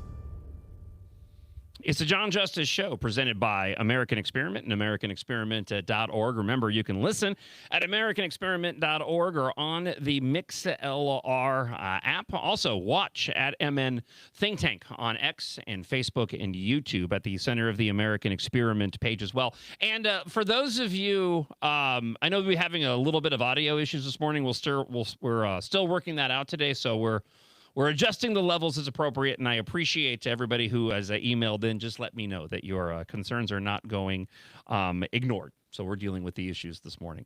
I'm very pleased to welcome to the show. Matt Dean is your title. I keep saying policy fellow. Is that right, or do you have a different title here at Center of the American Experiment? That is it. That is it. Policy fellow. How does it feel to be a policy? I wonder how can I be bestowed policy fellow at some point? I guess talk show host Absolutely not. Is my job. No. Is there a strict requirement to receive that title? There's a process. Okay. There's a process. Yeah. So you provided me an opportunity to talk about something that I hadn't planned on discussing today in the midst of everything that's been going on. But the El Said primary victory, I want to get into the piece that you wrote today at AmericanExperiment.org, where you can go and check it out. But also a little bit of a broader commentary over what's been happening with Democrats going and electing these Democrat socialists. But let's key in on some of the thoughts that you had via El Said's primary victory and his thoughts on health care. I'll just read your words back to you, because I thought this made me laugh a little bit. The UAW's Cadillac healthcare plans could go the way of the Pontiac Aztec if candidates like Abdul El Said keep winning, and that has many Democrats worried about the riptide developing in their blue wave plans for November. I saw a clip yesterday from Chuck Schumer, and he was asked about the rise of these Democrat socialists. And he said, well, we're a big tent party. We welcome everybody into the party. So first off, are you seeing more Democrats raising concern over these Democrat socialists? I know we've seen a smattering of it, but what have sort of you seen? And do you think their voices are going to be able to rise above the fact that these individuals are winning these primaries under the Democrat banner, but they're certainly socialists? Well, that is certainly the greenest grass on the Democrat side of the fence right now is they're socialists, and they're running as socialists sometimes under DSA, sometimes not in the case of El Said. But that is who is winning. If you are not connected to the establishment, if you are not connected to AIPAC and Israel, if you are not connected to money, that is really ascendant on that side, and that is freaking them out. And that's why Gretchen Whitmer, the governor of Michigan, came out against him. That is why the outgoing senator, who he would like to replace, endorsed Stevens, who is awesome as a comedic figure, that they displaced. But all of the money, he was outspent 7-1. The governor, the outgoing senator, and Barack Obama, who she started out her career helping, they wanted him to come in and endorse her. She's a congresswoman. And he said, I'm going to stay out of this one. And he was very careful to not get in the middle of that one when the establishment clearly did not want this cat to win. And he is a different kind of Democrat and very, very radical. Very, very much anti-establishment. So the establishment Democrats didn't want him in. And if it can happen there, it can happen here in Minnesota, too. So that is an interesting race. He won by 1 point. He was outspent 7-1.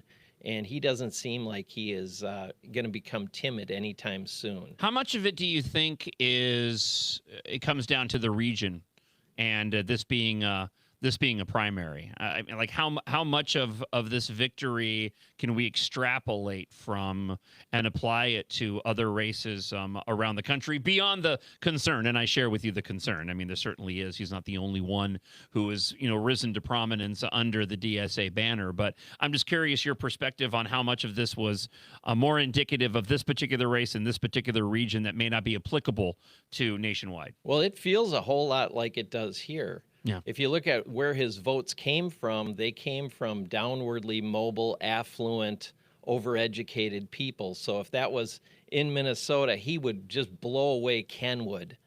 He would clean up around the lakes.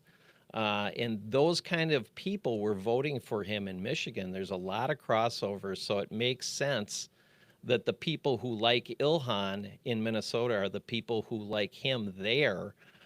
This very overeducated, cool cat, liberal, anti-Israel crowd is very much ascendant. So I see a lot of crossover.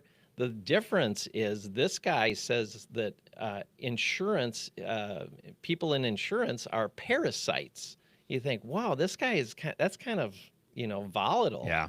To call a group of people providing health insurance parasites. The guy graduated from medical school at Columbia. He also is a Rhodes Scholar, so he's not your typical bomb-throwing Democrat. He knows exactly what he's saying. He's showing up at these rallies. He's got a rallying cry that says money out of politics, money in your pocket, Medicare for all. And his crowds are finishing his talking points, which should be scary to both Republicans and Democrats, because this guy is not your average unhinged fringe candidate. Talking with policy fellow here at AmericanExperiment.org, Matt Dean. Part of the problem I think that we have right now with this rise of these Democrat socialists is that it's a very complicated issue, and it's one that I'm not sure how we tackle when you consider that so many of the individuals that are supporting these candidates are individuals who have come out of the public education system. They've come out of the university system. They haven't been taught to anything different. They've been indoctrinated at a very early age for this very specific reason. And now we're seeing the fruits of the Democrat Party's labor come to fruition. The question is whether or not it ends up eating the Democrat Party as a whole, which is distressing when you see comments from Chuck Schumer welcoming all these individuals in, because you have to wonder, does he not realize that if these individuals continue to grow in power within the party, the Democrat Party as we used to know it will be completely gone? And that includes individuals like him as well. It's a very complicated issue, and one that's only going to grow because of the fact that our education system isn't changing. We're going to have more and more of these voting age young people coming out of education willing to go and support candidates like this. And I'm not sure what the counter to that is yet, Matt Dean. Well, I think candidates in Michigan, Mike Rogers, who's a good candidate, will have a real opportunity. If you say to Chuck Schumer, if you want to adopt a grizzly bear cub and bring him in, great. But I think he might grow a little bit, and you might want to watch out, because this is a dangerous cat. And if he looks at it and has it as an opportunity, I'm one of three boys. We all married girls whose dads were union folks and who retired, had great careers and retired as union members. And they have an opportunity if he shows up in Michigan and says at the Labor Day picnic, your health care is going away. He will absolutely get rid of it. You will not have Cadillac health care plans. You will not have access to private health insurance if he is successful. Listen to what he says. That is what he is saying. And that presents a real opportunity to connect with, in Michigan, labor.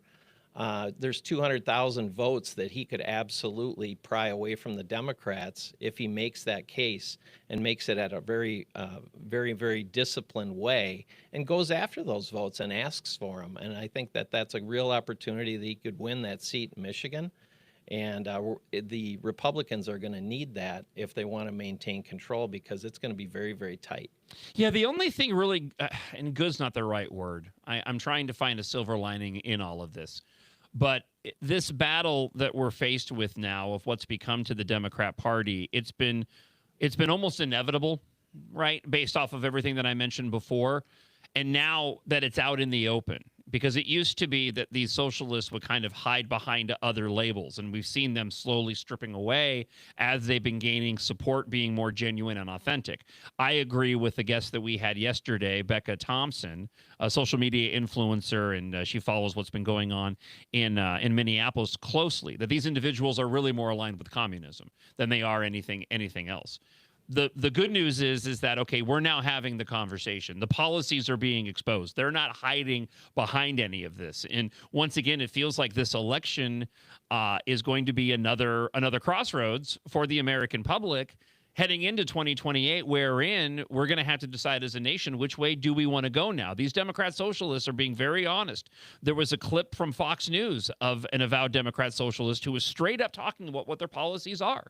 They're the most extreme of the extreme. So I think it's good that we're having this conversation. I think it's good that it's out in the open. But of course, the scary part is, are we going to, as a country, be able to go and reject this to keep these individuals from achieving power? Because I think you know the outcome. If they do get into power, we're going to see firsthand the disastrous impacts of these policies, and history is going to repeat itself all over again. But from in that front, as I filibuster here, Matt Dean, I'm glad that we're having the conversation. I just don't know where all this is heading. Well, I think if you're a candidate like Betty McCollum, 72 years old, and incumbent in a dark blue area, it's seats like that around the country that are being flipped by DSA candidates. If Amy Klobuchar was challenged at her endorsing convention by Ilhan Omar or another candidate like that, I think she would have had great trouble in today. And so, yeah, you can't automatically assume that people are not going to vote for crazy unless you tell them why crazy is not good for them. So that's really the job of Republicans, to get out and get sharp on it. Because this guy is... if he is the tip of that spear, I tell you, the Republicans have something to worry about, because you can't assume that people aren't going to vote for that. Policy fellow here at American Experiment, AmericanExperiment.org, Matt Dean. I encourage everybody to go and check out your latest piece. El Sayed's primary victory signals clear leftward shift in Democrat health politics. Thank you so much for taking the couch this morning. I'll let you go back to your office. Good to talk with you. Coming up in just a moment here on the show, very pleased to welcome in, sitting in that very seat, State Representative Kristen Robbins. We have a number of different issues we'll talk about with Kristen Robbins, including a bit of Farm Fest and the debates that took place yesterday. Also, I want to go back a bit as well, back to early June and that House Oversight Committee report. Plus, there is a piece by Bill Glahn today that we'll discuss. Ellison disputes the KSTP fraud recovery numbers before admitting that he has no idea what they actually are. So a lot of ground to cover in the final half hour of the John Justice Show, presented by American Experiment. And as we talk about the education system and what's happened in the classroom, there's a fantastic series of videos by Grace Keating here at American Experiment of Coming to the Classroom. If you haven't had a chance to check some of these out, here's a preview of what you can find at the American Experiment YouTube page. In this week's episode of Coming to a Classroom Near You, we look at the new requirement to teach ethnic studies in all K-12 schools in Minnesota, which must be implemented in 2026. Ethnic studies includes 3 distinct standards: identity, resistance, and ways of knowing and methodologies. The resistance standard takes learning to a whole new level. It requires students to describe how individuals and communities have fought for liberation against systemic exercises of power and organize with others to engage in such activities. The Ways of Knowing standard requires students to understand the roots of contemporary systems of oppression and apply lessons from the past that could eliminate contemporary injustices. Within these standards are K-12 grade-level benchmarks that represent the specific knowledge and/or skill a student must accomplish. Since there is no external approval process on the benchmarks, the Minnesota Department of Education writes whatever content it wants and then distributes it to schools to teach. For example, kindergartners, 5-year-olds, will have to retell a story about an unfair experience that conveys a power imbalance, and will no longer have to describe symbols, songs, and traditions that identify our nation and state, such as the American flag, bald eagle, Pledge of Allegiance, and Minnesota state flag. First graders, 6-year-olds, must identify examples of ethnicity, equality, liberation, and systems of power, and construct meanings for those terms. And will no longer have to explain why and when the Pledge of Allegiance is recited, or provide examples of basic flag etiquette. Fourth graders, 10-year-olds, must identify the processes and impacts of colonization and examine how discrimination and the oppression of various racial and ethnic groups have produced resistance movements. And will no longer have to name and locate countries neighboring the United States, like Canada and Mexico, and their major cities.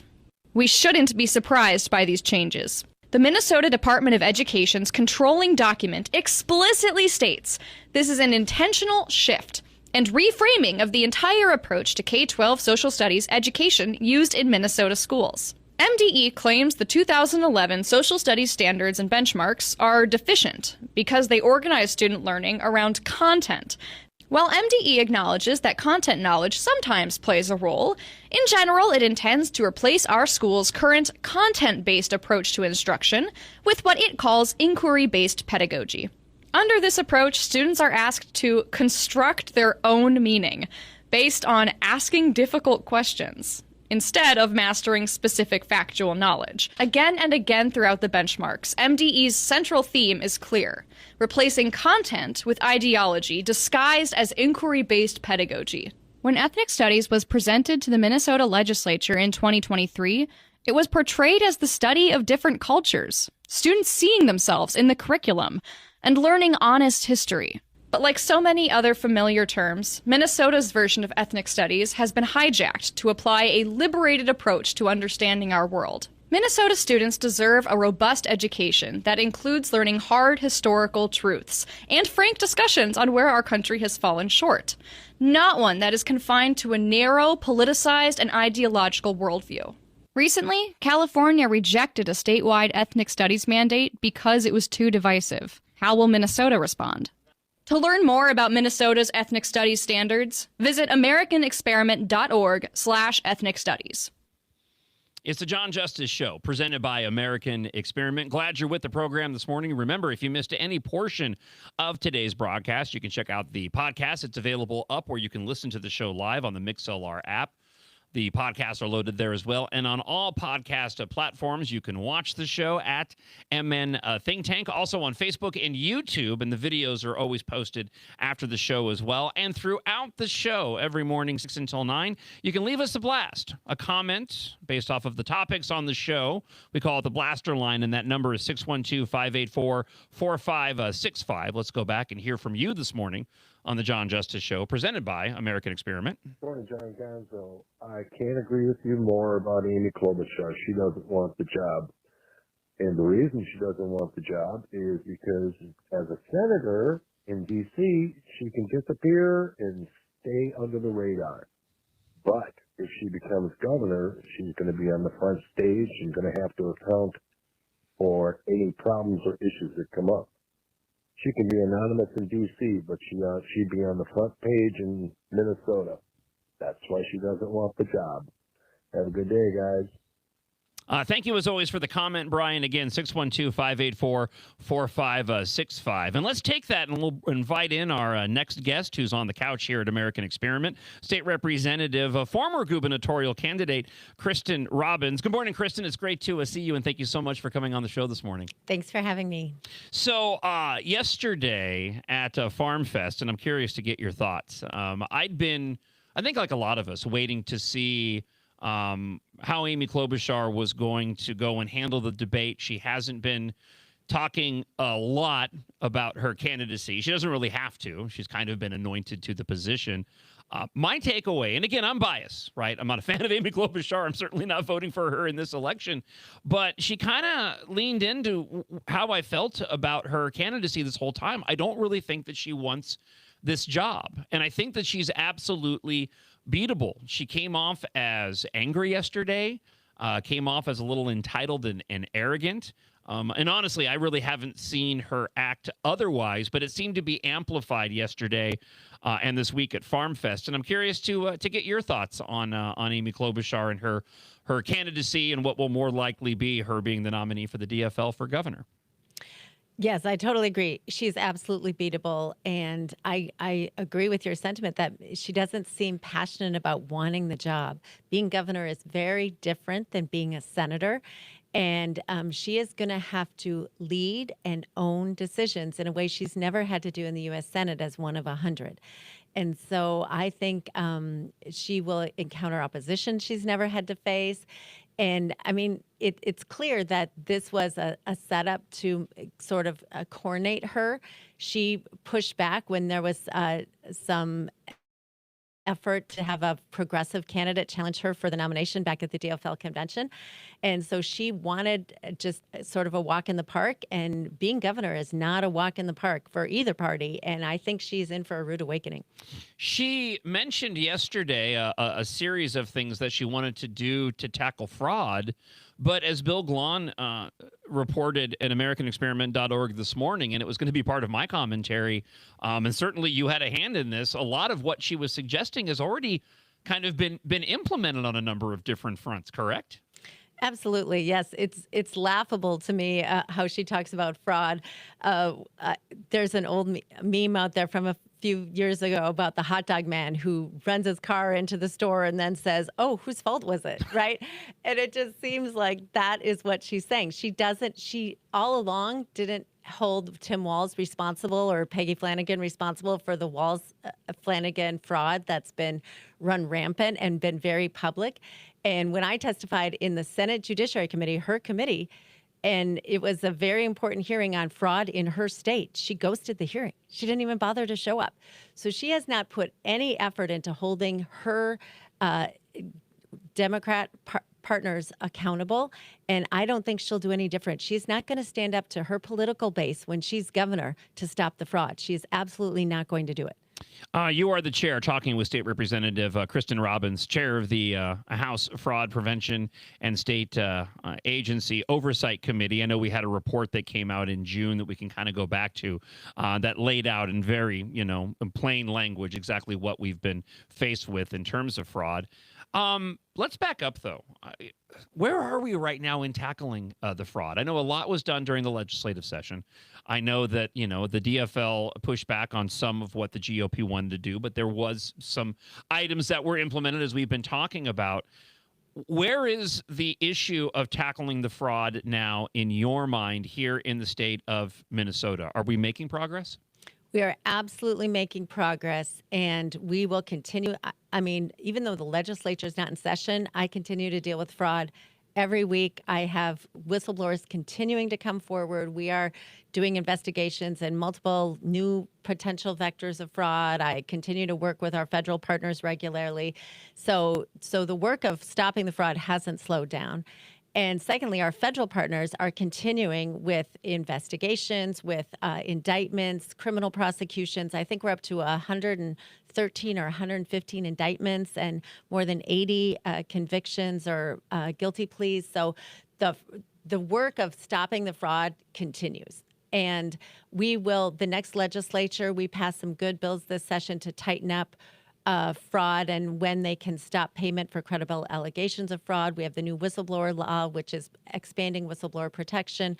And importantly, we passed the Independent Office of Inspector General within the executive branch, which will be an independent law enforcement agency to look over all executive branch agencies. And my understanding is they're beginning the process of looking to take recommendations and applications for that job. And so hopefully that person will be in place in January. Now, who ultimately decides? Is it a bipartisan effort? Who decides who that individual will be? Yes. So my understanding is that there will be a slate of people recommended bipartisanly and bicamerally from the legislature to the new governor. They'll, I think, send up 3 recommendations. So the governor has to pick from what the legislature has recommended, and then that person has to be confirmed by the Senate. Okay. And importantly, that person can be fired by the Senate, not the governor. So they're protected from being fired by the governor. I feel like I haven't heard that up until now, and I only bring that up because, and maybe, as we head into the primary, once we get past the primary, we can look at addressing this further. But that's an important sticking point. I think that's important for voters to know that when it comes to tackling the fraud, if those decisions are being made within the legislature and the bodies like the Senate are the ones that are going to ultimately decide who will be the individual tasked with getting to the root of this, I mean, that is a crucial talking point for whoever the nominees are moving forward to encourage individuals to get out to vote. And I certainly think it's something that we hear more often. I'm not going to criticize anybody because, again, we're heading towards a primary. People are focused on their individual campaigns. But it's going to be turnout. You know, it's going to be turnout when we have in November. That's what we're going to need in order to win these elections. That's a really, really big sticking point as to why we need to make sure that we get control and the Democrats do not get control. Because if they do, I think we know what will happen in terms of the individuals that they may pick to go and lead in tackling the fraud, because they're not going to want to go and expose the fact that they were largely, you know, responsible for the fact that the fraud is occurring in the first place. So that's a really, really important point for voters to know. Absolutely. Yeah. No, all these elections matter. Who controls the legislature, the House and the Senate really matters. The governor's race matters. These Senate races matter. Like, Minnesota can be the firewall to stop socialism that we see creeping across the country, from New York to California and now Michigan. There's a big primary in Wisconsin next week for the governor's race, just like we have our primary. But Minnesota can be the firewall if we get the turnout. So I encourage everyone to go vote. There was I want to play a clip from, just curious to get your thoughts, talking with State Representative Kristen Robbins from the debate yesterday. Peggy Flanagan had some comments to make regarding health care. Okay, let me share this with you from the debate yesterday. So this is one of the #1 things that I hear about when I travel across Minnesota, the high cost of health care. I talked to a farmer in Canby who has a $16,000 deductible, which is untenable. And they paid, I think it was $600 for a 5-minute med check. That's outrageous. Too many Minnesotans are paying for health insurance and not actually receiving health care. I believe in Medicare for all, certainly. And on our way to get there, I think we have to get rid of prior authorization. Because here's the deal. Some dude behind a desk shouldn't be able to decide whether or not you get the life-saving health care that your doctor has prescribed. Or worse yet, AI making that decision. We can absolutely do better. And these cuts to Medicaid in the big ugly bill, what those have done has forced rural hospitals to think, to close, rural clinics. We can do better. And we know that the local economy is taking a hit, again, in exchange for what? Tax breaks for people at the very top, not the folks in this room who don't need. There's a real tragedy in this, and that is there's no follow-up when these comments are made. There's no context. She provides this example. Who knows if it's true or not? There's no thought on how we're going to pay for Medicaid for all if they move forward. And when it comes to this idea that she says, some dude behind a desk shouldn't be able to decide if you're getting life-saving health care or not. Listen, we have programs and stipulations and requirements in place for a reason. As somebody who's dealt with his fair share of healthcare issues, I've been through that process, and those processes are safeguards for those individuals receiving that health care. But they're playing the hits. Angie Craig said something similar. They want this Medicaid for all. And I'm just curious to get your, instinctive reaction to Peggy Flanagan's thoughts there, Kristen Robbins.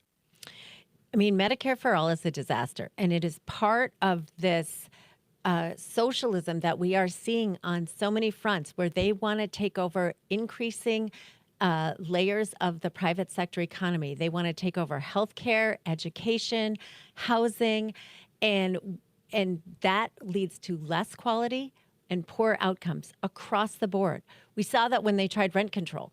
It's a disaster for the government to run these programs. What we need, I'm an economist, what we need is more price transparency. The problem in the healthcare market is that we've lost the connection between what people pay and the services they get, because you go to the doctor, you have no idea till after the fact what the prices are, and you cannot shop around. There's no market forces working in the healthcare market right now. So what we need is more private sector providers. We need more price transparency so people can shop. And other states are doing this. I tried to work on this following a New Hampshire model where people can go online and shop for the kind of elective procedures. And it really is helping, because you can, based on quality, based on availability, based on how far it is from your house, based on outcomes, you can say, I want to go here for my hip replacement. I want to try this place for the mammogram or whatever. And we need more price signals in the market, not less. And if government runs this, all of our taxes are going to go up, and the quality and the accessibility will go down. You are preaching to the choir. I couldn't agree with you more. You know, there was an ad, and I've used this example before, but years ago, there was this ad that was running on a radio station that I was working at, and it was when banks compete, you win. And I always think the same thing when it comes to our healthcare. We need to bring about more quality competition to drive these costs down. You know, going the route that they want to go is not the solution. We know what happens. It's why people come to America to get their health care and they don't go to other places. For crying out loud, let me just give you a story. I completely forgot about this. So my son Logan is a pilot. And he is part of this MSP Live where they go down and they film the planes that are coming in. They're all experts on the airliners. That's way beyond, you know, my knowledge, because he's just a flying enthusiast. There was a dictator that came to Minnesota yesterday. I don't know if you're aware of this. So he came. The footage is available up on YouTube if you go to MSP Live. He has this lavish airliner, custom painted, adorned with all of these, you know, graphics on the side of it. Right. I don't know which country he was from. I bring it up. He was coming here to go to the Mayo Clinic. Okay. That's why he was coming here to Minnesota.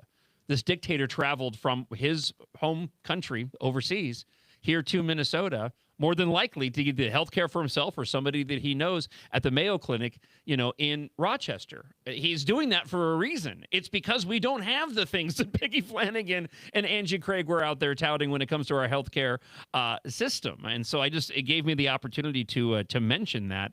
Do you think we're closer to having that to having that happen? It seems like the fight is really keeping something like Medicaid for all or Medicare for all from coming to fruition, and it's not trying to fundamentally sort of change the healthcare system to provide more competition. Well, if Democrats get full control, they're not hiding it at all. They want Medicare for all here in Minnesota, and they want a state-run health plan. So they want everybody to be on MNsure. And that will really harm Minnesotans in terms of cost and quality. But to your point about the person coming from overseas, that happens a lot from people from Canada. My husband's grandfather came for an elective surgery because he could get it done in the States within, you know, a couple months. And in Canada, he was going to have to wait more than 6 months. And I hear that story regularly because we have family in Canada, but also for the dictator who came, right? So in his country, I don't know what the healthcare system is, but it certainly wasn't good enough for him. And that's what happens in socialism. The so-called proletariat gets everything equalized at a very low level, but the rich people in power get to live like kings. And that's been the story of socialism for 100 years or more, and that would happen. You see this increasing bifurcation between people who have access and power and take advantage of it, and then everybody else who's got equality. Before we wrap up our conversation this morning, talking with State Representative Kristen Robbins, I want to talk a little paid family medical leave because I want to get your thoughts. First off, we know that they're not going to be raising the taxes next year, but they're already forecasting that they're going to have to raise that tax in 2028. A lot of speculation, myself included, that that's only because it's an election year. Absolutely. Is that your thought as well, that they're simply not raising the tax on businesses because it's an election year? And what does that mean for paid family medical leave if we're already running out of money? They're already thinking about raising the taxes, but they're going to delay it a year. I don't want to see that go up, but at the same time, what does that mean for the program itself? Right. No, the program's in trouble. And this is absolutely unforced error. So when they planned the program, we forced them to do an actuarial study in October of 2023. And that study showed the break-even point for the payroll tax was going to be 0.92% of payroll. Well, they originally wanted the program to start at 0.7% of payroll. They eventually started at 0.88% of payroll. So they started the program in the red on purpose, knowing the tax would not be sufficient. Oh. And now here we are, they're leaving it at 0.88 because it's an election year. So they're increasing the debt in the program. The only reason it's not technically in the red is because they started some of our $18 billion surplus. Everyone remembers how we thought we were going to get our money back. No, instead they started a fund to help cover the deficit in the paid family leave program, $680 million or something like that. Oh. But as that money dissipates, that program will be further in the red. So it's complete Democrat mismanagement. From the beginning, they started the program knowing it was in the red. We'll wrap up on this. I said Bill Glahn earlier. I was mistaken. It was John Phelan here at American Experiment who has a piece today. Attorney General Keith Ellison's office announced $90 million in Medicaid fraud recoveries since 2019. However, a KSTP investigation revealed that only $3 million of the $32 million in restitution ordered has actually been paid back. Ellison's office stated that they do not track the restitution collections, attributing the responsibility to the probation system and the courts. So essentially, Ellison disputes KSTP's fraud recovery numbers, and then he admits that he really has no idea what they actually are. This doesn't come as a surprise to me, and I'm sure it doesn't come as a surprise to you either, Kristen Robbins. No, we've been very disappointed in the response from the Attorney General. I sent a letter to him in March of last year asking similar questions because he claims to have done all this recovery of $90 million in fraud, but when you ask for the data, his office will not provide it. So they want to claim credit for all this money coming back, but it's actually not coming back. And so I asked for, the resolution of the cases, how many got sentences. The KSTP report was great on how many sentences are actually minimal, if anything. So people are getting away with fraud, having a slap on the wrist. And so there's no deterrent effect. So yeah, I've been trying to get this data from the Attorney General's office since last March, and he's ghosted us. But clearly he is not living up to his responsibility. When we've had, an estimate of $9 billion in fraud just in Medicaid, that doesn't count SNAP, that doesn't count Feeding Our Future, that doesn't count all these other fraudulent areas. And the recovery is $3 million. Like, it's shameful. Yeah. And I know it's frustrating for the friends of the show who, constantly ask, can we get any of this? Can we claw any of this money back that's been stolen from us? Representative Kristen Robbins, so how have you been, and what are your plans between now and primary day? I'm curious how you're spending your time and anything you want to leave the listeners with this morning before I cut you loose. Yeah, it's been a very busy summer. I'm retiring, so I'm working hard in my district to help the guy running for my seat. And also we have an open Senate seat in our area, so I've been involved in that and spending time with family and really focused on trying to help motivate people to get out and vote. That's the message. Republicans need to get out and vote, cast your ballot for the primary candidate of your choice. But then after the primary, we have to unite. As Ronald Reagan said, the road to socialism is through a divided Republican Party. So we have got to get out there and vote in the primary, and then we have to immediately turn and campaign like crazy for our Republican candidates. Well, I know I speak for the listener of the show that your fight and your time serving is certainly going to be missed. So I appreciate the work that you've done and the work that you continue to do as well. And hopefully, whoever ends up replacing you in that seat will be able to put forward the same amount of effort that you have in fighting for the people of Minnesota. So with that, I just want to say thank you so much for what you've done for this state. And thank you so much for coming on the show this morning. And certainly do not be a stranger. You're welcome back at any time, Representative Kristen Robbins. Thank you. Before we wrap up the show today, let me get to a couple of clips as I look at the clock and it begins to wind down. I mentioned this earlier in the show. Appleton, Minnesota, a town of 1,400, preparing for the reopening of a private prison facility by CoreCivic. It secured a 5-year contract with ICE to house up to 1,600 immigrant detainees. Now, the reopening is expected to bring jobs and economic benefits to some of the residents who are concerned, however, about the potential protests and the implications of the increased federal immigration detention. And I bring this up because of that very reason. This is a reopening of this facility that people in this region are excited about. For example, in the story that I have here from Channel 5, Ryan Grant runs the Minnesota Lumberyard, including both before and after. CoreCivic closed the Prairie Correctional Facility back in 2010. He said it was pretty busy.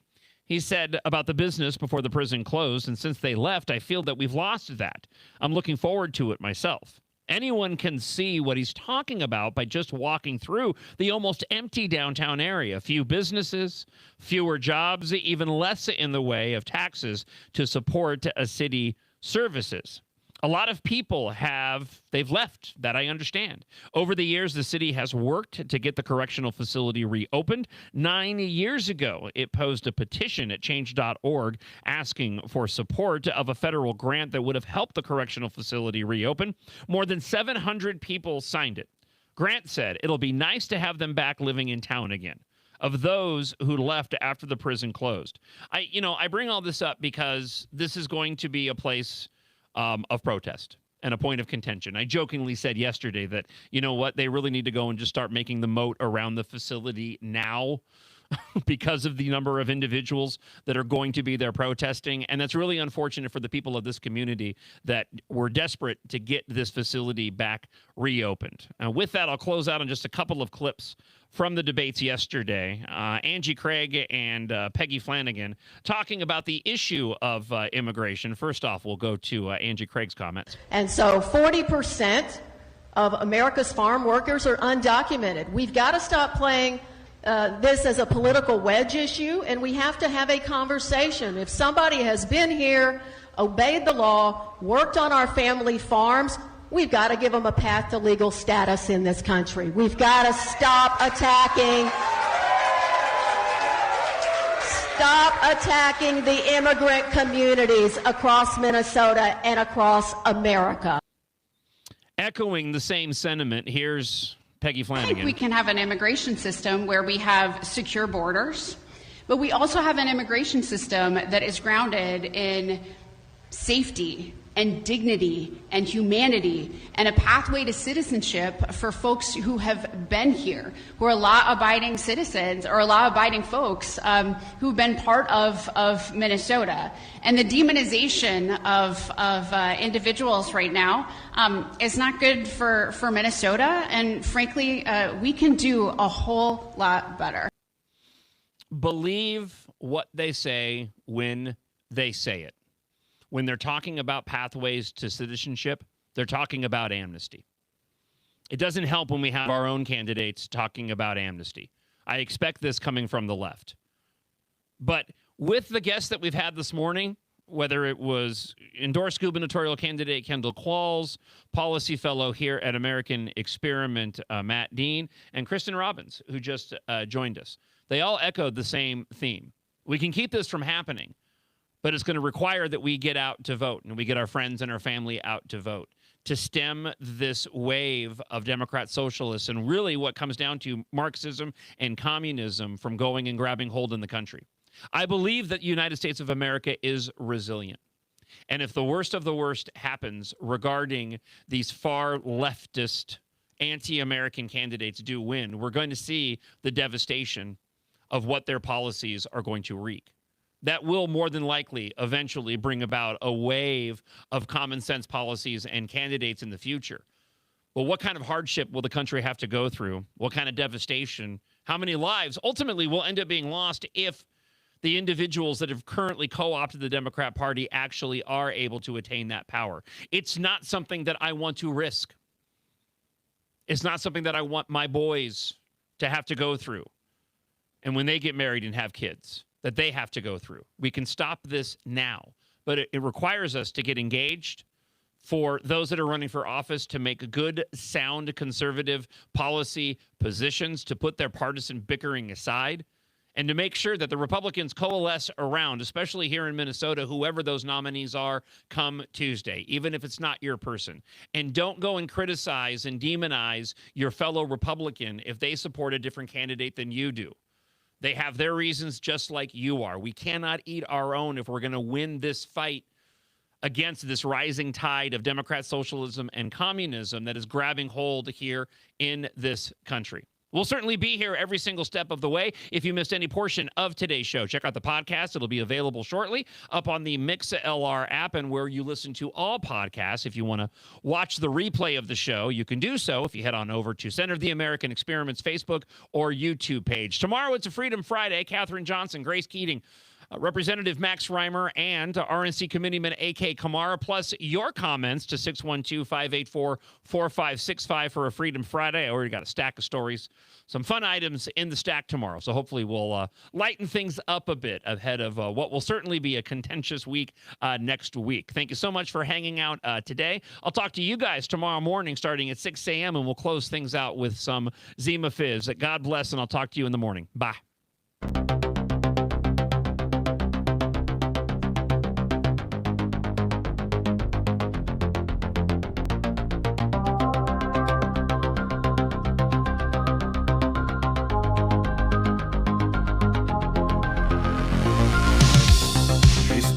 Static waves at dawn, a voice that lingers when night is gone. Twin cities hum with stories spun. John Justice rides the rising sun. Zima Fizz in a plastic cup. Star Wars dreams keep lifting him up. Costco aisles is sacred ground where neon shadows spin around.